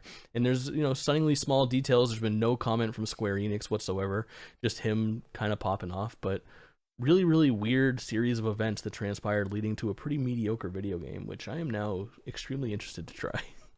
I really want that hat that he's wearing. Yeah, it is a fucking flex. Pretty cool. One more thing before we move into like the upcoming stuff. I forgot to tell you to add it to this stuff today, but PlayStation released their variable refresh rate update. Yeah, how was that? Yeah, so for people VRR, that might not know, like, I don't know, me, the fuck is variable refresh rate? So I've actually been thinking about how to explain it the simplest way possible. So I'll give it the most boiled down pictures go fast sometimes. Yeah, so imagine your console is outputting frames and your TV's receiving them, okay? And they're playing patty cake together, okay? So if you're in sync with patty cake, everything goes fine. You clap your hands, whatnot. But if your PlayStation slows down just a little bit, then your TV goes to hit the next time, it goes to receive that next frame, and your PlayStation's not there to have it. So it gets a little bit out of sync. So that's where you get like screen tears from. Because it gets part of one frame. Like it'll come in, get part of one frame as it's leaving, and get part of another frame as it's coming in. So variable refresh rate, what it does is it has your console and your TV communicate. And if your console slows down, then your TV also slows down to stay in sync with the patty cake. That's pretty cool. And honestly, a pretty good explanation. Nice work. I hope. You can also think of it like if you're sitting at a stop sign. I'm sure you've all sat at like a stoplight or something, and you've seen people's blinkers blinking, and they blink at different rates. Every once in a while, they'll blink at the same time, right? And then they'll get farther apart and out of sync, and then they'll get back together, right? So that's kind of what happens with without variable refresh rate. Is when you're out of sync, you'll eventually line back up and it'll be fine, but you'll have that screen tear there. So, have you noticed a difference? That's great. Yeah, actually. So the reason most games are locked at frame rates is because of that. Like it doesn't want them to get out of sync. Yeah. So with variable refresh rate, you can unlock the frame rate and you can get much higher frame rates. Actually, Spider-Man, I played it after its update. It got up to 100 frames. That's sick. That game is developed so fucking well. Oh, all the Insomniac games are just top tier, man. They're perfect. Sure. But yeah, the developers can implement updates that will help and take better advantage of the VRR. Or you can just turn on a setting on the console for it to do its best job whenever a developer hasn't updated it. Another thing to mention, so VRR it has an upper limit of 120 frames, I think, based on like your TV and your console and everything. Its lower limit is 48. I shouldn't say frames necessarily, I should say hertz. But hertz are just frames are just hertz processed after all the end and everything. So anyways, it can go down to 48 hertz, which you can think about that at 48 frames a second. So VRR isn't going to help in games that are locked at 30. Got it. because it's below the lower limit. For that high So it'll performance, only- baby. Yeah, pretty much. It's for the more frames. Give me more frames. Yeah. For all of our frame snobs. Not me. Never. Never me. No. All right. But This yeah, is the it's point a in good the update to show have. where we would normally be looking at like a half hour left, but we got like 8 minutes left because let me tell you, it's fucking backlog season. There is not shit coming out in May. I'm excited for June because Mario Strikers comes out, but even that's going to be pretty late too. We're in the dregs of summer. That's for sure. It would have been okay if Forspoken hadn't have been delayed. It's true, that actually would have made a much bigger splash, but we've got some things to look forward to. First of all, we've got the PlayStation Plus games. Oops. Yeah. First of all, we've got the PlayStation Plus games. FIFA 22, Tribes of Midgard, Curse of the Gods. You know anything about Curse of the Gods? Curse of the Dead Gods. Think of it like Hades. Kind of like Hades. Similar to Hades.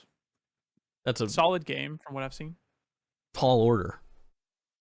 Yeah, I wouldn't say it's on the level of Hades, but it's a solid game from what I've seen. Also, Tribes is pretty fun. I've played it. Tribes seems pretty cool. That was one that caught my eye when it was announced at like I think it was like a Summer Games Fest or Game Awards, something along those lines. But it's like a hack and slashy, procedurally generated co-op game. It's very hard to explain. I actually dropped off of it because I couldn't quite understand it. And I wanted people to play with, but no one would buy the game. So now that it's free, excuse. Yeah, now that it's free, I'm hoping to hop back into it with more people. Now that they have it, but it was FIFA really cool 22. Yeah, cool. FIFA 22 is. We know what that is. There's lots of people out there that really play these games like crazy. So this is a huge with month FIFA for them. 22, to be quite honest, though, and those people already have FIFA 22. That's true. I don't know how many more FIFA fans are coming through the woodworks there. But then it's time for my favorite segment of the show, the shit show at the Fuck Factory. Okay. Well, honestly, though, there's like a 10 out of 10 game on this list. You want to guess which one it is? It's got to be Yoku's, right? No. That's the only one I know of. Hydro Thunder Hurricane. Oh, God. You ever played Hydro Thunder? Never in my life. It's just like it's an old Midway franchise. It's like boat racing, like super fast arcadey racing. Do 3 laps on the fucking water, take the jumps, like find the shortcuts. Yeah, pretty much. More like San Francisco Rush if you've ever played that. Hydro Thunder is a fucking blast. Viva Pinata and then some other shit we don't care about. I have such a fun time just shitting on Microsoft's games with gold every month. I wonder, this is the last month, right, that we're gonna have this recap. I guess beginning of June will be our last month with the standard PlayStation Plus recap. I think things will probably drastically change from a messaging standpoint from them once July rolls around. I don't know. We'll see. I think we will probably need to end up adding there's still going to be monthly games for PlayStation Plus. So but I think there's going to be more to go over. I think we're going to be looking more at like, hey, here's what's coming up in July. This is what you get for PlayStation Plus. This is what you get for PlayStation Premium. And this is what you get for whatever the other fucking tier is. I agree. I think we're probably going to have to add like what's coming to Game Pass and what's coming to PlayStation They're so Premium sporadic with those things, but we can start. They really are. It's not monthly things. Yeah. For sure. Standard traditional releases. Trek to Yomai came out technically yesterday, May 5th, which looks really good. It's that kind of Kurosawa looking side scrolling hack and slash game. I think it could be Samurai Inside. Yeah, that sounds right. That's a good way to describe it. After that, on the 13th of May, Evil Dead the game. I'm actually excited for this. This is developed by the people that make like Predator, right? Yes. And it's kind of like a Dead by Daylight sort of 1 versus 4. Well, I've watched a lot of the coverage from GI for this game, and it's supposedly it does a good job differentiating itself from Dead by Daylight, in the fact that like the survivors can arm themselves and fight back.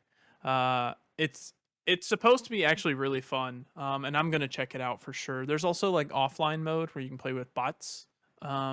So Saber Interactive, they've done World War Z and World War Z Aftermath recently. They did the remasters of Crysis a couple years back. They helped port Halo Combat Evolved Anniversary Edition over to Windows.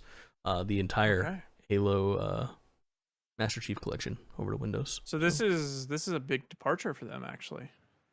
Yeah, it looks interesting. It looks like they've done a lot of porting work and not that much for original work, but seems interesting. You know, it's kind of interesting. That's kind of where like Blue Point and Yeah. Aspire got their start. Yep, So for sure. From yeah, humble beginnings. I'll check it out for sure. Also, Um, Bruce Campbell, awesome. Yeah, big month for Bruce Campbell. Yeah. Sniper Elite 5. You ever play any of these Sniper Elite games?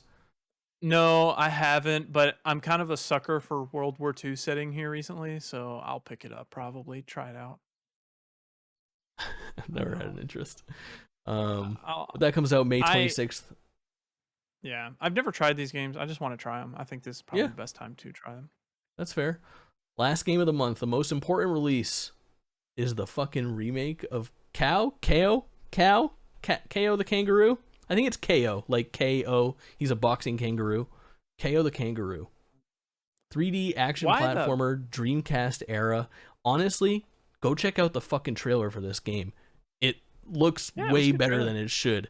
It's a nice looking trailer. The gameplay looks sound. There was a playable demo of it during like the Steam Next Fest for PC, and people that played it honestly really liked it. I think this might be a halfway decent fucking 3D platformer. I'm really excited to check it out, to be quite honest, and it's like right up my alley. I mean, as a Sly Cooper fan, as a Ty the Tasmanian Tiger fan, it's tough not to like this thing. Yeah. I think it's got I think I'm just more mad that freaking Cal the Kangaroo gets a remake, but Sly doesn't. I promise you don't want a Sly remake with this budget. But I don't look know. at it though. I think it looks good. Looks good. Yeah, it looks more than sound. That's kind of what I'm looking for, like a Spyro Crash remake. It's 100%. It's like a Ratchet and Clank-ish looking knockoff, basically. Yeah. You know, it's a B platformer, and B platformers love are fun, me. man. I love me a B platformer. That's for sure. Absolutely. That's GameList, baby. GameList. Light month, our shortest episode yet, I think. Probably. That's okay. We'll just throw in some of our outshoots. Yeah, for sure. Yeah. Sure. We're gonna attach the whole Outer Wild spoiler cast to the end of this one too. 4.5 hours. Hey guys, this is a really long podcast today. Sorry. Classic. All right, give them your plugs, Kaulin. So on Twitch and Twitter, I am Kaulin _ KAULINE _.